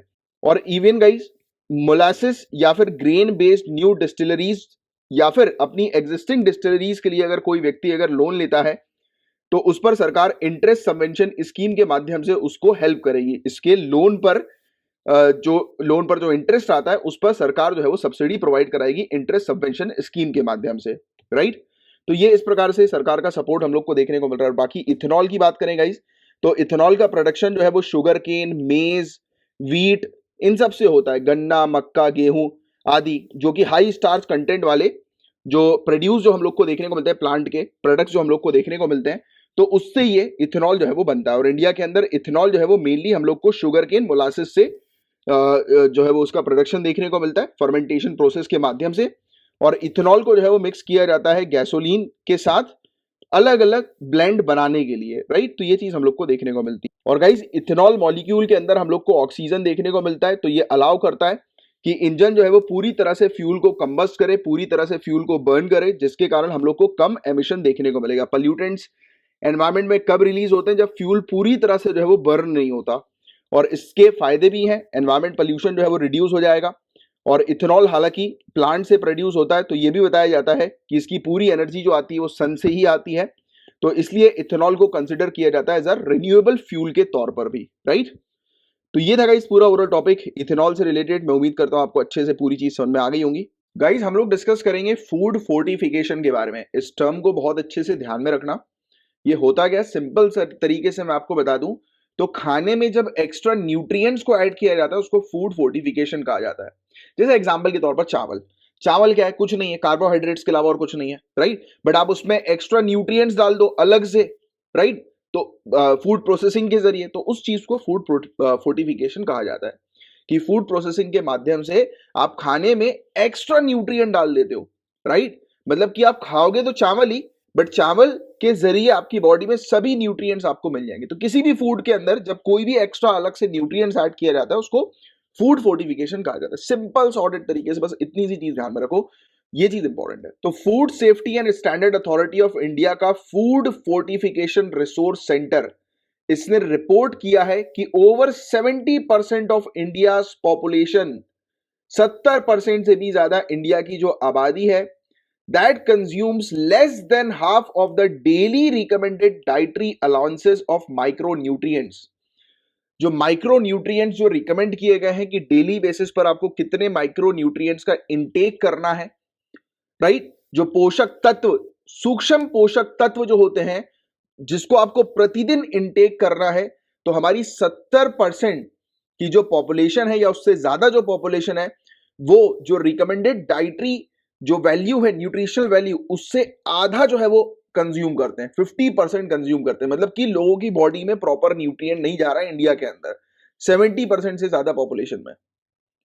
और ये जो डेफिशिएंसी है ये ना ही सिर्फ महिला और जो बच्चे हैं रूरल एरियाज के, गांव क्षेत्र के उन्हीं में ही सिर्फ ये डेफिशिएंसी नहीं नजर आ रही है, बल्कि शहर में रहने वाली महिला या बच्चे या इवन इन जनरल पॉपुलेशन जो है उसमें ये न्यूट्रिशन डेफिशिएंसी की प्रॉब्लम हमें देखने को मिल रही है। तो आप जान ही रहे हैं कि हमारी कंट्री के अंदर कुपोषण की प्रॉब्लम बहुत ज्यादा है, माल न्यूट्रिशन की प्रॉब्लम बहुत ज्यादा है, राइट, क्योंकि लोगों की जो डाइट है उसमें प्रॉपर न्यूट्रिएंट्स नहीं है, राइट।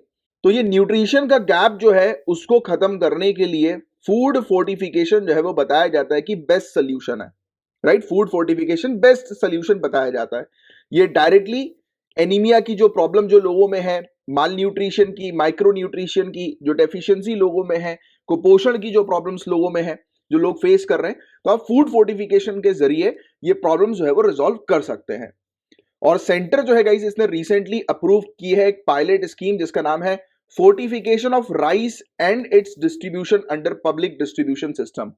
मतलब कि जो चावल जो है उसका जो फोर्टिफिकेशन होगा, मतलब कि चावल में एक्स्ट्रा न्यूट्रिएंट्स ऐड किए जाएंगे और पब्लिक डिस्ट्रीब्यूशन सिस्टम के माध्यम से, आपको पता होगा इसकी नेशनल फूड सिक्योरिटी एक्ट के तहत जो पब्लिक डिस्ट्रीब्यूशन सिस्टम हम लोग को देखने को मिलता है, जो फेयर प्राइस शॉप्स जो हैं, यानी कि राशन की जो शॉप्स हैं, उसके जरिए जो गरीब लोग हैं, बिलो पॉवर्टी लाइन के नीचे के जो लोग हम लोग को देखने को मिलते हैं, बिलो पॉवर्टी लाइन वाले जो लोग हैं, तो उनको 1 रुपए, 2 रुपए, 3 रुपए पर केजी के हिसाब से राशन प्रोवाइड किया जाता है। ये बात आप सभी लोग जानते हैं।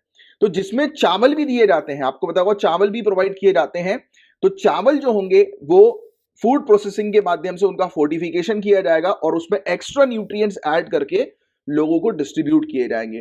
तो सरकार ने एक स्कीम को जो है वो अभी अप्रूव किया है जिसमें चावल का फूड फोर्टिफिकेशन हो रहा है। तो मतलब कहीं ना कहीं सरकार फूड फोर्टिफिकेशन को जो है वो फॉलो कर रही है, राइट, फूड फोर्टिफिकेशन से रिलेटेड कदम उठा रही है।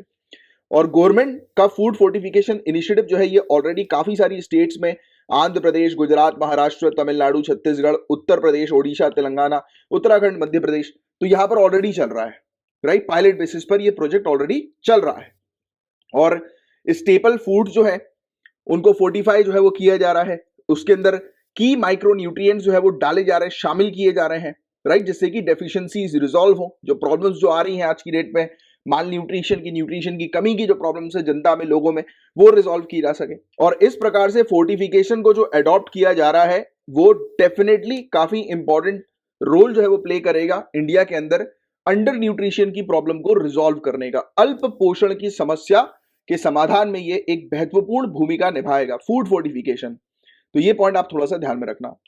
और राइस के फोर्टिफिकेशन की क्यों आवश्यकता है, तो कंट्री में बहुत ज्यादा माल न्यूट्रिशन हम लोग को महिलाओं में और बच्चों में देखने को मिलता है। एक फैक्ट मैं आपको बता रहा हूं जो आप ध्यान में रखना, मेंस में भी इसका उपयोग करेंगे आप, कि फूड मिनिस्ट्री के डेटा के अकॉर्डिंग एवरी सेकेंड वुमेन, हर दूसरी महिला हमारी कंट्री के अंदर एनीमिया की प्रॉब्लम फेस कर रही है और हर तीसरा बच्चा स्टंट यानी कि नाटेपन की प्रॉब्लम जो है वो फेस कर रहा है हमारी कंट्री के अंदर। तो ये एक इंपॉर्टेंट फैक्ट है जो मेंस में आप उपयोग करेंगे। सेकेंड इंपॉर्टेंट फैक्ट, हमारी कंट्री के अंदर ग्लोबल हंगर इंडेक्स के तहत हमारी कंट्री सीरियस हंगर की कैटेगरी में है। 107 कंट्रीज में से हमारी कंट्री की रैंक 94 आई है। माल न्यूट्रिशन और एसेंशियल न्यूट्रिशन की कमी ये पुअर, गरीब महिलाओं में और गरीब बच्चों में बहुत ज्यादा हम लोग को देखने को मिलती है और एक मेजर प्रॉब्लम है उनके डेवलपमेंट के लिए। और इवन मैंने आपको बताया कि माल न्यूट्रिशन की प्रॉब्लम सिर्फ गरीबों में भी नहीं है बल्कि इवन अमीरों में भी हम लोग को देखने को मिलती है, बिकॉज ऑफ आवर हैबिट्स। आजकल हमारी क्या हैबिट्स हो गई, जंक फूड्स को इनटेक करना।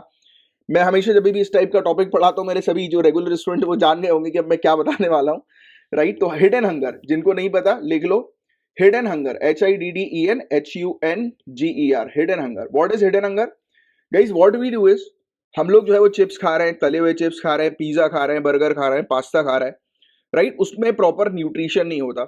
जो बॉडी को जितने न्यूट्रिशन की आवश्यकता होती है, ये सब जो जंक फूड्स हैं इनमें न्यूट्रिशन नहीं होते हैं, राइट। बट आप देखेंगे कि कोई एक बच्चा है, जनरली हम लोग जब भी बात करते हैं कुपोषण की तो हमारे दिमाग में क्या इमेज आती है?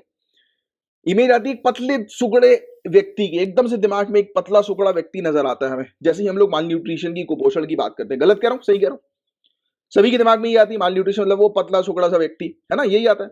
बट एक मोटा व्यक्ति भी जो आपको दिखेगा, यानी कि healthy, like weight, fatty type का व्यक्ति दिखेगा, उसकी बॉडी में भी न्यूट्रिशन की प्रॉब्लम होगी, मतलब कि वो भी माल न्यूट्रिशन है, माल न्यूट्रिशन की प्रॉब्लम से जूझ रहा है।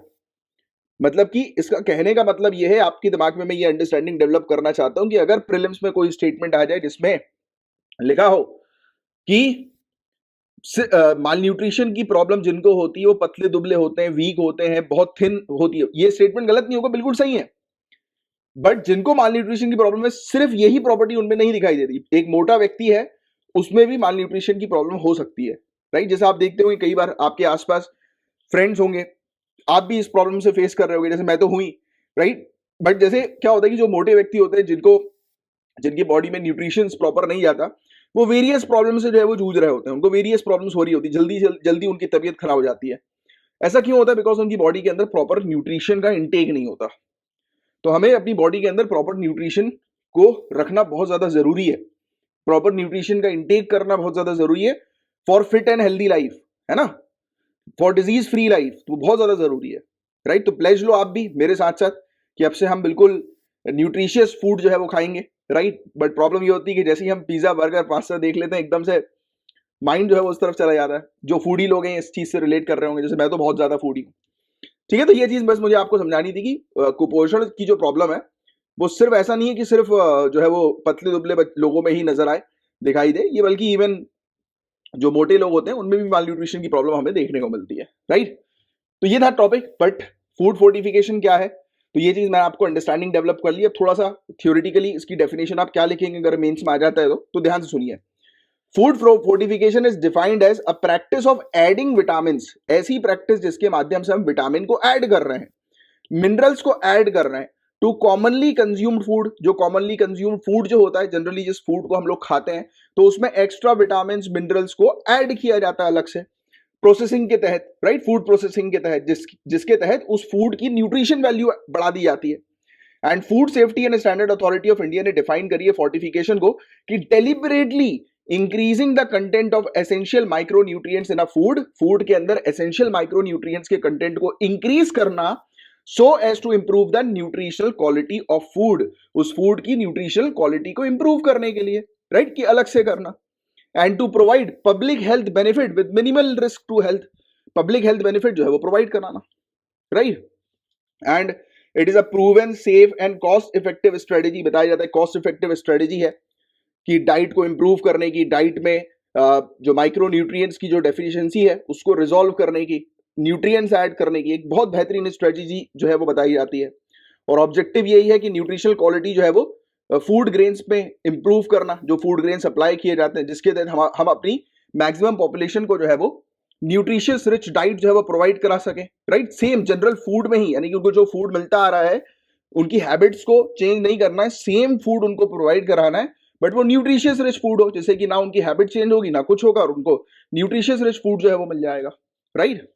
एंड फूड मिनिस्ट्री के अकॉर्डिंग राइस का जो फोर्टिफिकेशन है ये कॉस्ट इफेक्टिव है और कॉम्प्लीमेंट्री स्ट्रेटेजी है जिसके तहत विटामिन और मिनरल्स के कंटेंट डाइट के अंदर इंक्रीज किए जाते हैं। और FSSAI नॉर्म्स के अकॉर्डिंग 1 किलो राइस के अंदर आयरन हमें देखने को मिलता है 28 mg से लेकर 42.5 mg, folic acid 75 to 125 mg, vitamin B12 0.75 to 1.25 mg microgram, तो ये सब हमें देखने को मिलता है। इन एडिशन राइस के अंदर जो है, राइस का फोर्टिफिकेशन जब आप करोगे तो उसमें और भी माइक्रो न्यूट्रिएंट्स ऐड कर सकते हो सिंगली या कॉम्बिनेशन में, जैसे कि zinc, vitamin A, vitamin B1, vitamin B2, vitamin B3, vitamin B6, right. एक अच्छी जो हेल्दी बॉडी जो है वो बन सके, जिसके तहत एक व्यक्ति की बॉडी में प्रॉपर न्यूट्रिशन जो है वो जा सके, राइट। तो क्या बेनिफिट्स फोर्टिफिकेशन के हम लोग को देखने को मिलते हैं। सिंस न्यूट्रिएंट्स जो होते हैं वो नॉर्मल जनरली फूड के अंदर अप्लाई कर दिए जाते हैं, ऐसे फूड स्टेपल डाइट के अंदर जिसको ज्यादा मात्रा में लोग कंज्यूम करते हैं, राइट।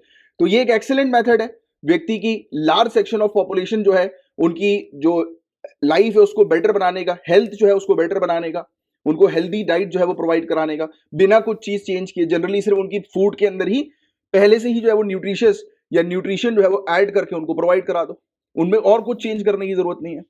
और बताया जाता है कि फोर्टिफिकेशन एक सेफ मेथड है न्यूट्रिशन को इंप्रूव करने का लोगों के बीच में। और इसके अलावा माइक्रो न्यूट्रिएंट्स जो फूड के अंदर हम लोग को देखने को मिलते हैं कि जो अवेलेबल नहीं रहते हैं, उसमें एक्स्ट्रा न्यूट्रिएंट्स जो है आप ऐड करके लोगों को जो है वो हेल्दी बना सको, राइट।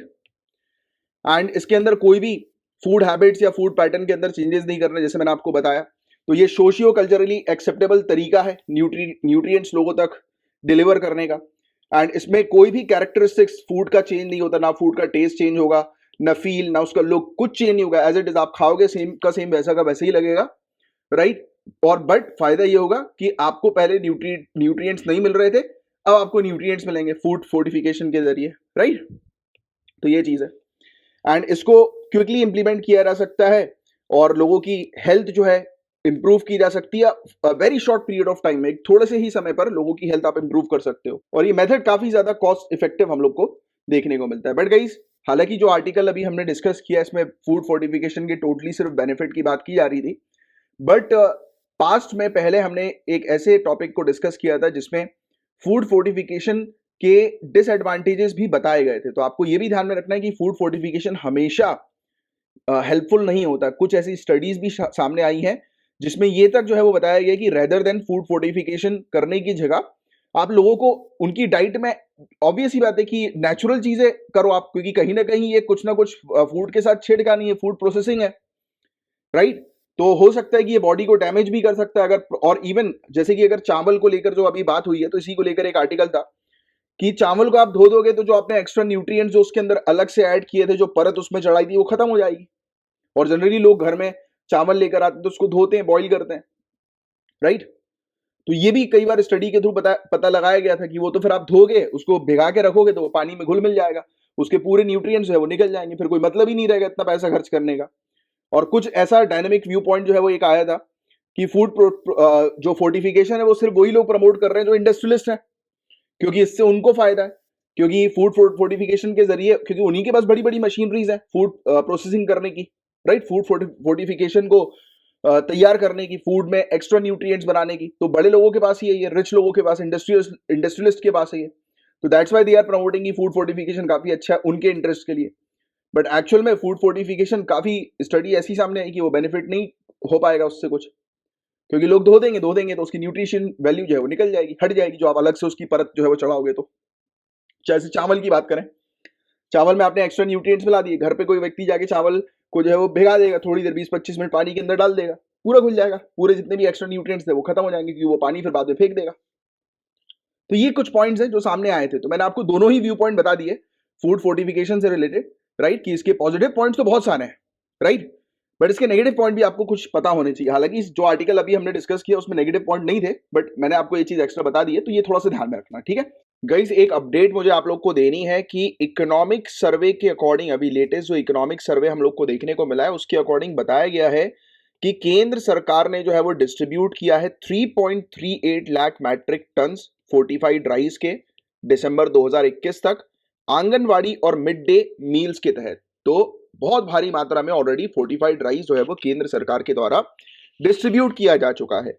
तो क्या प्रयास हम लोग को सरकार के देखने को मिल रहे हैं फोर्टिफिकेशन से रिलेटेड? तो 2019 में गवर्नमेंट ने अप्रूव करी थी एक सेंट्रली स्पॉन्सर्ड पायलट स्कीम को राइस के फोर्टिफिकेशन के लिए, कि राइस के फोर्टिफिकेशन के लिए एक स्कीम लेकर आई गई थी 3 सालों के पीरियड के लिए, 2019-2020 से 3 इयर्स में हम चेक करेंगे कि फोर्टिफिकेशन, स्पेशली राइस फोर्टिफिकेशन जो है वो किस तरीके से हेल्प कर रहा है लोगों के न्यूट्रिशन लेवल को इंक्रीज करने में। तो इसके लिए एक पायलट स्कीम जो है वो लॉन्च की गई थी। और 2021 में हमारे ऑनरेबल प्राइम मिनिस्टर ने इंडिपेंडेंस डे की स्पीच के दौरान यह घोषणा करी थी कि 2024 तक जो भी चावल, राइस जो है गवर्नमेंट प्रोग्राम के अंडर हमें देखने को मिलता है, जो प्रोवाइड किया जाता है, जैसे कि आप जानते हैं कि पब्लिक डिस्ट्रीब्यूशन सिस्टम के माध्यम से जो फेयर प्राइस शॉप होती है, जिसको हम लोग राशन शॉप बोलते हैं, उसके माध्यम से 1 रुपए, 2 रुपए, 3 रुपए पर केजी के हिसाब से ग्रेन्स जो है वो प्रोवाइड किए जाते हैं, जिसमें 3 रुपए पर केजी के हिसाब से चावल जो है वो प्रोवाइड किया जाता है सरकारी प्रोग्राम्स के माध्यम से। तो बताया जा रहा है कि जो भी वो चावल होगा वो फोर्टिफाइड राइस होगा 2024 तक, यानी कि उन चावल में एक्स्ट्रा न्यूट्रिशन जो है वो ऐड करके दिए जाएंगे हर एक गवर्नमेंट प्रोग्राम्स के माध्यम से। मतलब जितने भी गवर्नमेंट प्रोग्राम चल रहे हैं उसमें जो चावल जो डिस्ट्रीब्यूट किया जा रहा है वो फोर्टिफाइड राइस होगा। गवर्नमेंट ने जो गाइस हालांकि डिस्ट्रीब्यूट करना शुरू भी कर दिया है फोर्टिफाइड राइस 2021 में। आंगनवाड़ी जितनी भी है हमारी और इंटीग्रेटेड चाइल्ड डेवलपमेंट स्कीम्स के तहत जो आंगनवाड़ी हम लोग को देखने को मिलती हैं, और पोषण 2.0 के तहत भी, और मिड डे मील स्कीम जिसको बाद में नाम चेंज करके पीएम पोषण जो है वो कर दिया गया, जिसके माध्यम से सरकारी स्कूल में बच्चों को भोजन जो है वो प्राप्त होता है। तो ये सब जितनी भी स्कीम्स हैं सरकार की, उसमें ऑलरेडी जो है वो फोर्टिफाइड राइस डिस्ट्रीब्यूट होना शुरू हो गया है। बट आपको बता दें गाइस कि कुछ पब्लिक हेल्थ एक्सपर्ट्स ने चिंता जो है वो व्यक्त करी है, कहा है कि ये बिल्कुल भी इफेक्टिव टूल नहीं है, इसकी जगह बहुत ज्यादा जरूरी है कि आप जो है वो डाइवर्सिफाइड डाइट प्रोवाइड कराएं। मतलब कि अलग से न्यूट्रिएंट्स को ऐड करने की जगह आप अलग ही मतलब प्रोडक्ट दो, फूड प्रोडक्ट दो, यानी कि सिर्फ चावल दाल खिलाने की जगह आप उसमें और फल फ्रूट्स ये सब चीजें भी इंक्लूड करो, राइट, न्यूट्रिशियस फूड जो है वो इंक्लूड करो एक्स्ट्रा में, रेदर देन उसी फूड में एक्स्ट्रा न्यूट्रिएंट्स डालने की जगह।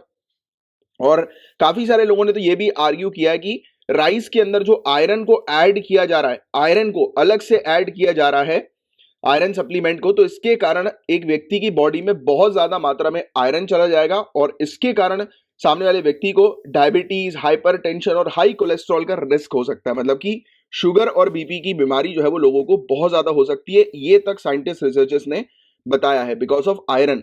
क्योंकि इस फोर्टिफाइड राइस में आयरन जो है वो ऐड किया जा रहा है और ज्यादा मात्रा में आयरन के कारण शुगर, कोलेस्ट्रॉल, हाइपरटेंशन की प्रॉब्लम जो है वो हो सकती है। तो ये कुछ पॉइंट्स थे गाइस, इंपॉर्टेंट अपडेट्स थी जो मुझे आपको देनी थी। उम्मीद करता हूँ ये पूरी चीज आपको अच्छे से समझ में आ गई होगी, क्लियर हो गई होगी। Guys a very important topic, Mahatma Gandhi राष्ट्रीय ग्रामीण रोजगार गारंटी अधिनियम, Mahatma Gandhi national rural employment guarantee act scheme 2005 में सरकार के द्वारा इंट्रोड्यूस की गई थी। इसमें गारंटी दी जाती है राइट टू वर्क की। और गाइज ये एक की, फिर आप कह सकते हो कि एक मुख्य सिद्धांत या की प्रिंसिपल हम लोग को सामाजिक उपाय और श्रम कानून का देखने को मिलता है, सोशल मेजर और लेबर लॉस का देखने को मिलता है।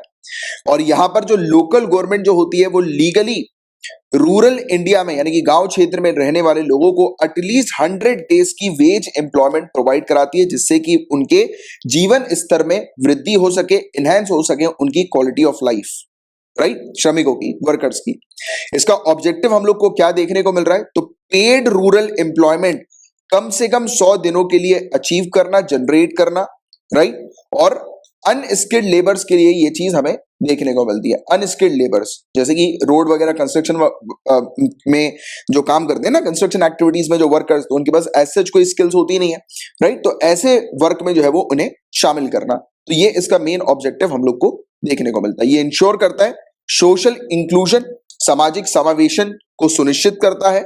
और ये रूरल एरियाज में रहने वाले जो गरीब लोग हैं उनके लाइवलीहुड को मजबूत बनाता है, आजीविका के आधार को सशक्त करता है ये, राइट, ये स्कीम। तो ये सब चीजें इस स्कीम के अंदर हमें देखने को मिलती हैं। इस स्कीम के अंदर क्या क्या चीजें बनाई जाती हैं, तो ड्यूरेबल एसेट, लंबे समय तक चलने वाले एसेट्स बनाए जाते हैं, जैसे कि कुएं हो गए, पॉन्ड हो गए, तालाब वगैरह हो गए, रोड हो गई, नहर हो गए, कैनल्स हो गए, राइट।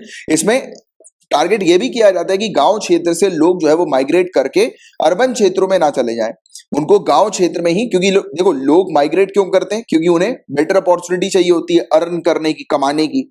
तो यहीं पर ही अगर उनको एम्प्लॉयमेंट दे दी जाए उनके गांव के एरिया पर ही, तो ऑब्वियस ही बात है कि फिर वो क्यों माइग्रेट करेंगे। तो इससे माइग्रेशन जो है वो रिड्यूस होता है। तो ये भी इसका एक की ऑब्जेक्टिव हमें देखने को मिलता है। रूरल इंफ्रास्ट्रक्चर क्रिएट होता है, क्योंकि काम गांव क्षेत्र के आसपास ही होना है, रोड बनाने का, कुएं बनाने का, ड्यूरेबल एसेट बनाने का, तो इससे ये फायदा मिलता है, राइट। अब एलिजिबिलिटी क्राइटेरिया क्या क्या है, ये बेनिफिट्स रिसीव करने का, यानी कि किन किन वर्कर्स को शामिल किया जाता है मनरेगा के अंदर। पहली बात तो इंडियन सिटीजन होना चाहिए, उसी को ही इसका बेनिफिट मिलेगा। इसके अलावा 18 साल की उम्र उनकी होनी चाहिए जिस समय वो एप्लीकेशन सबमिट कर रहे हैं। यहां पर यह भी होना चाहिए कि वो व्यक्ति जो है, एप्लीकेंट जो है, वो लोकल हाउस होल्ड का होना चाहिए, यानी कि जिस पंचायत की, लोकल ग्राम पंचायत की जो हमें देखने को मिल रही है, जो एप्लीकेशन आई है, तो वो व्यक्ति उसी पंचायत का सदस्य होना चाहिए, मतलब कि वहीं कहीं हाउस होल्ड होना चाहिए, घर होना चाहिए, निवासी होना चाहिए वो, राइट। इसके अलावा अनस्किल्ड लेबर करने के लिए वो तैयार होना चाहिए, राइट, कि वो अपनी इच्छा से अनस्किल्ड लेबर करने के लिए रेडी है। ऐसा नहीं कि एक बार काम करने के बाद फिर मना करने लगे कि देखो हमें अनस्किल्ड लेबर करवाया जा रहा है, मैंने तो सोचा ही नहीं था अनस्किल्ड लेबर मुझे मिलेगा, राइट। बट सामने वाले को पहले ही बता दिया जाता है कि आपकी वर्क कंडीशन किस प्रकार की होगी, किस टाइप के आपको काम जो है वो दिए जाएंगे। तो देखो इस स्कीम को किस तरीके से इंप्लीमेंट किया जाता है, तो आवेदन जमा करने के, एप्लीकेशन सबमिट करने के 15 दिनों के अंदर अंदर, या फिर जिस दिन से काम की मांग होती है उस दिन से जो एप्लीकेंट है उसको वेतनिक रोजगार प्रदान किया जाता है। तो ये मान सकते हो आप कि जिस दिन से काम की मांग वो करते हैं या फिर एप्लीकेशन फाइल करने के 15 दिन के अंदर अंदर उनका एम्प्लॉयमेंट पीरियड जो है वो शुरू हो जाता है। मतलब कि फिर अब वो मतलब 100 डेज का उनको डेफिनेटली वेज मिलेगा ही मिलेगा। और इसके अंदर ये भी है, जैसे कि फॉर एग्जांपल सरकार अगर 100 डेज का काम नहीं दे पा रही है तो भी 100 डेज की इनकम जो है, वेजेस जो है वो सरकार इनको प्रोवाइड कराएगी वर्कर्स को। तो यही इसका फायदा हमें देखने को मिलता है। रोजगार उपलब्ध नहीं होने की स्थिति में आवेदन जमा करने के 15 दिनों के भीतर या काम की मांग करने की तिथि से बेरोजगारी भत्ता पाने का अधिकार होगा। वही चीज जो मैंने आपको बताई कि right to get unemployment allowances in case of employment is not provided within 15 days of submitting the application, right. तो ये चीज हम लोग को देखने को मिलती है। और सोशल ऑडिटिंग की भी इसकी जरूरी है। ऐसा नहीं होना चाहिए कि क्या पता अधिकारी अपने जेब में पैसा जो है वो दबा लें, राइट, और ये बोल दें कि वर्कर्स आए नहीं या वर्कर्स शामिल नहीं हुए या फिर मतलब फेक वर्कर्स वगैरह रख लें। तो ऐसा नहीं होना है, इसमें प्रॉपर ऑडिटिंग भी जरूरी है, ऑडिटिंग बिल्कुल मैंडेटरी है, नहीं तो फिर कई बार हम देखेंगे कि वैसे ही हम लोग के यहाँ पर अकाउंटेबिलिटी और ट्रांसपेरेंसी की बड़ी कमी है, तो इसके अंदर प्रॉपर अकाउंटेबिलिटी ट्रांसपेरेंसी रखी गई है, जैसे कि सोशल ऑडिट किया जाए, मैंडेटरी करना सोशल ऑडिट का होना मैंडेटरी है, लेखा परीक्षण होना मैंडेटरी है, क्योंकि अगर नहीं होगा तो बहुत घोटाला जो है वो इस स्कीम के तहत हो सकता है। तो ये एक इंपॉर्टेंट चीज है घोटाले को रोकने के लिए। और मजदूरी की मांग करने हेतु अपनी आवाज उठाने और शिकायतें दर्ज करने के लिए ग्राम सभा इसका एक प्रमुख मंच है। तो क्वेश्चन अगर आ जाए कि वर्कर को अगर कोई शिकायत करनी है इस स्कीम के तहत तो कहां पर वो कर सकते हैं, तो ग्राम सभा पे कर सकते हैं। और अगर उनको जॉब चाहिए तो भी वो ग्राम सभा पर अपनी आवाज उठा सकते हैं कि उनको जो है वो जॉब चाहिए। फिर ग्राम सभा के अंदर उन्हें बताया जाता है कि किस प्रकार से ये एप्लीकेशन इन्हें भरनी है और कैसे इनको जॉब जो है वो मिलेगी, राइट। और ग्राम सभा और ग्राम पंचायत ये अप्रूव करते हैं कि वर्क जो है वो किस प्रकार के होंगे, यानी कि उनकी विलेज में, उनके गांव में क्या क्या काम जो है वो करवाना है, किस प्रकार के ड्यूरेबल एसेट्स बिल्डअप कराना है, और उसकी प्रायोरिटी जो है ये फिक्स करेंगे कि कौन सा काम जो है वो पहले होना चाहिए। तो काम देने वाली अथॉरिटी ग्राम सभा और ग्राम पंचायत हमें देखने को मिलती है। क्लियर है आपको यहां तक बातें? तो ये था गाइस पूरा ओवरऑल टॉपिक, जिसका एक अच्छा आइडिया आप लोग को होना चाहिए। गाइज मनरेगा स्कीम से रिलेटेड एक अपडेट है। अभी जो लेटेस्ट इकोनॉमिक सर्वे हमें देखने को मिला है, इस सर्वे के अकॉर्डिंग ये चीज़ बताई जा रही है कि लॉकडाउन में जो डिमांड जो इंक्रीज हुई थी काम के लिए वो अभी डिक्रीज हुई है, बट फिर भी प्री कोविड लेवल से डिमांड इंक्रीज ही है। अब देखो सिंपल तरीके से समझाता हूँ, समझ में नहीं आया होगा आपको तो जैसे कि जब कोविड-19 आया था तो उसके बाद फर्स्ट कोविड की जो वेव थी तो उसके बाद डिमांड जो थी वो बढ़ गई थी, काफ़ी ज़्यादा बढ़ गई थी। बट सेकेंड कोविड वेव में डिमांड जो है वो कम हुई, राइट। किसकी? काम करने वालों की, मतलब कि वर्कर जो है वो काम के लिए डिमांड जो कर रहे थे उनकी डिमांड कम हुई। बट ये डिमांड जो कम हुई है ये demand at least pre Covid level से ज़्यादा ही है, राइट। बीच में बहुत ज़्यादा बढ़ गई थी और फिर अचानक से भी थोड़ी सी कम हुई है, बट प्री कोविड से ज़्यादा ही है डिमांड काम की। और हाईएस्ट डिमांड जो है गाइस काम को लेकर इस स्कीम के तहत उन स्टेट्स में देखी जा रही है जिन स्टेट्स में वर्कर्स आते हैं काम करने के लिए, रेदर देन उन स्टेट्स जहां पर वर्कर्स रहते हैं। आपको पता होगा काफ़ी सारे लोग अपनी एक स्टेट को छोड़कर दूसरी स्टेट में काम करने जाते हैं, तो जिस जगह में वर्कर्स काम करने जाते हैं उस जगह पर डिमांड जो है वो इंक्रीज हुई है वर्कर्स की। तो ये चीज़ आप थोड़ी सी ध्यान में रखिएगा। एंड सेकेंडली पूरा मुद्दा जो है वो क्या है गाइस, तो आज की डेट में जो रूरल वर्कर्स, ग्रामीण श्रमिक जो हमें देखने को मिलते हैं, इन्होंने आर्ग्यू किया है। इनका कहना है कि डिमांड में जो ड्रॉप अभी आया है, डिमांड कम हुई है काम को लेकर, it is just because of funding, क्योंकि फंडिंग की कमी है। और इन्होंने डिमांड करी है कि जो अभी जो यूनियन बजट है उसमें फंडिंग जो है वो बढ़ाई जाए, इंक्रीज की जाए और पैसा मनरेगा में के लिए जो है वो एलोकेट किया जाए। तो ये वर्कर्स की डिमांड थी। और केंद्र सरकार ने गाइस ऑलरेडी 40,000 करोड़ रुपए जो है वो इस स्कीम में लगाने की बात करी थी, बट प्रॉब्लम यह आया था कि ये जो पैसा है ये स्टेट्स तक पहुंचा नहीं, और इसी कारण से ये वर्क्स की डिमांड जो है गाइस वो रिड्यूस हो गई, डिक्रीज हो गई। तो ये कुछ चीज़ थी गाइस जिसके बारे में आप लोग को एक छोटी सी अपडेट देनी थी कि अभी क्या इशू है वर्क की डिमांड को लेकर एट प्रेजेंट टाइम में, राइट। तो उम्मीद करता हूँ कि ये टॉपिक आपको अच्छे से समझ में आ गया होगा।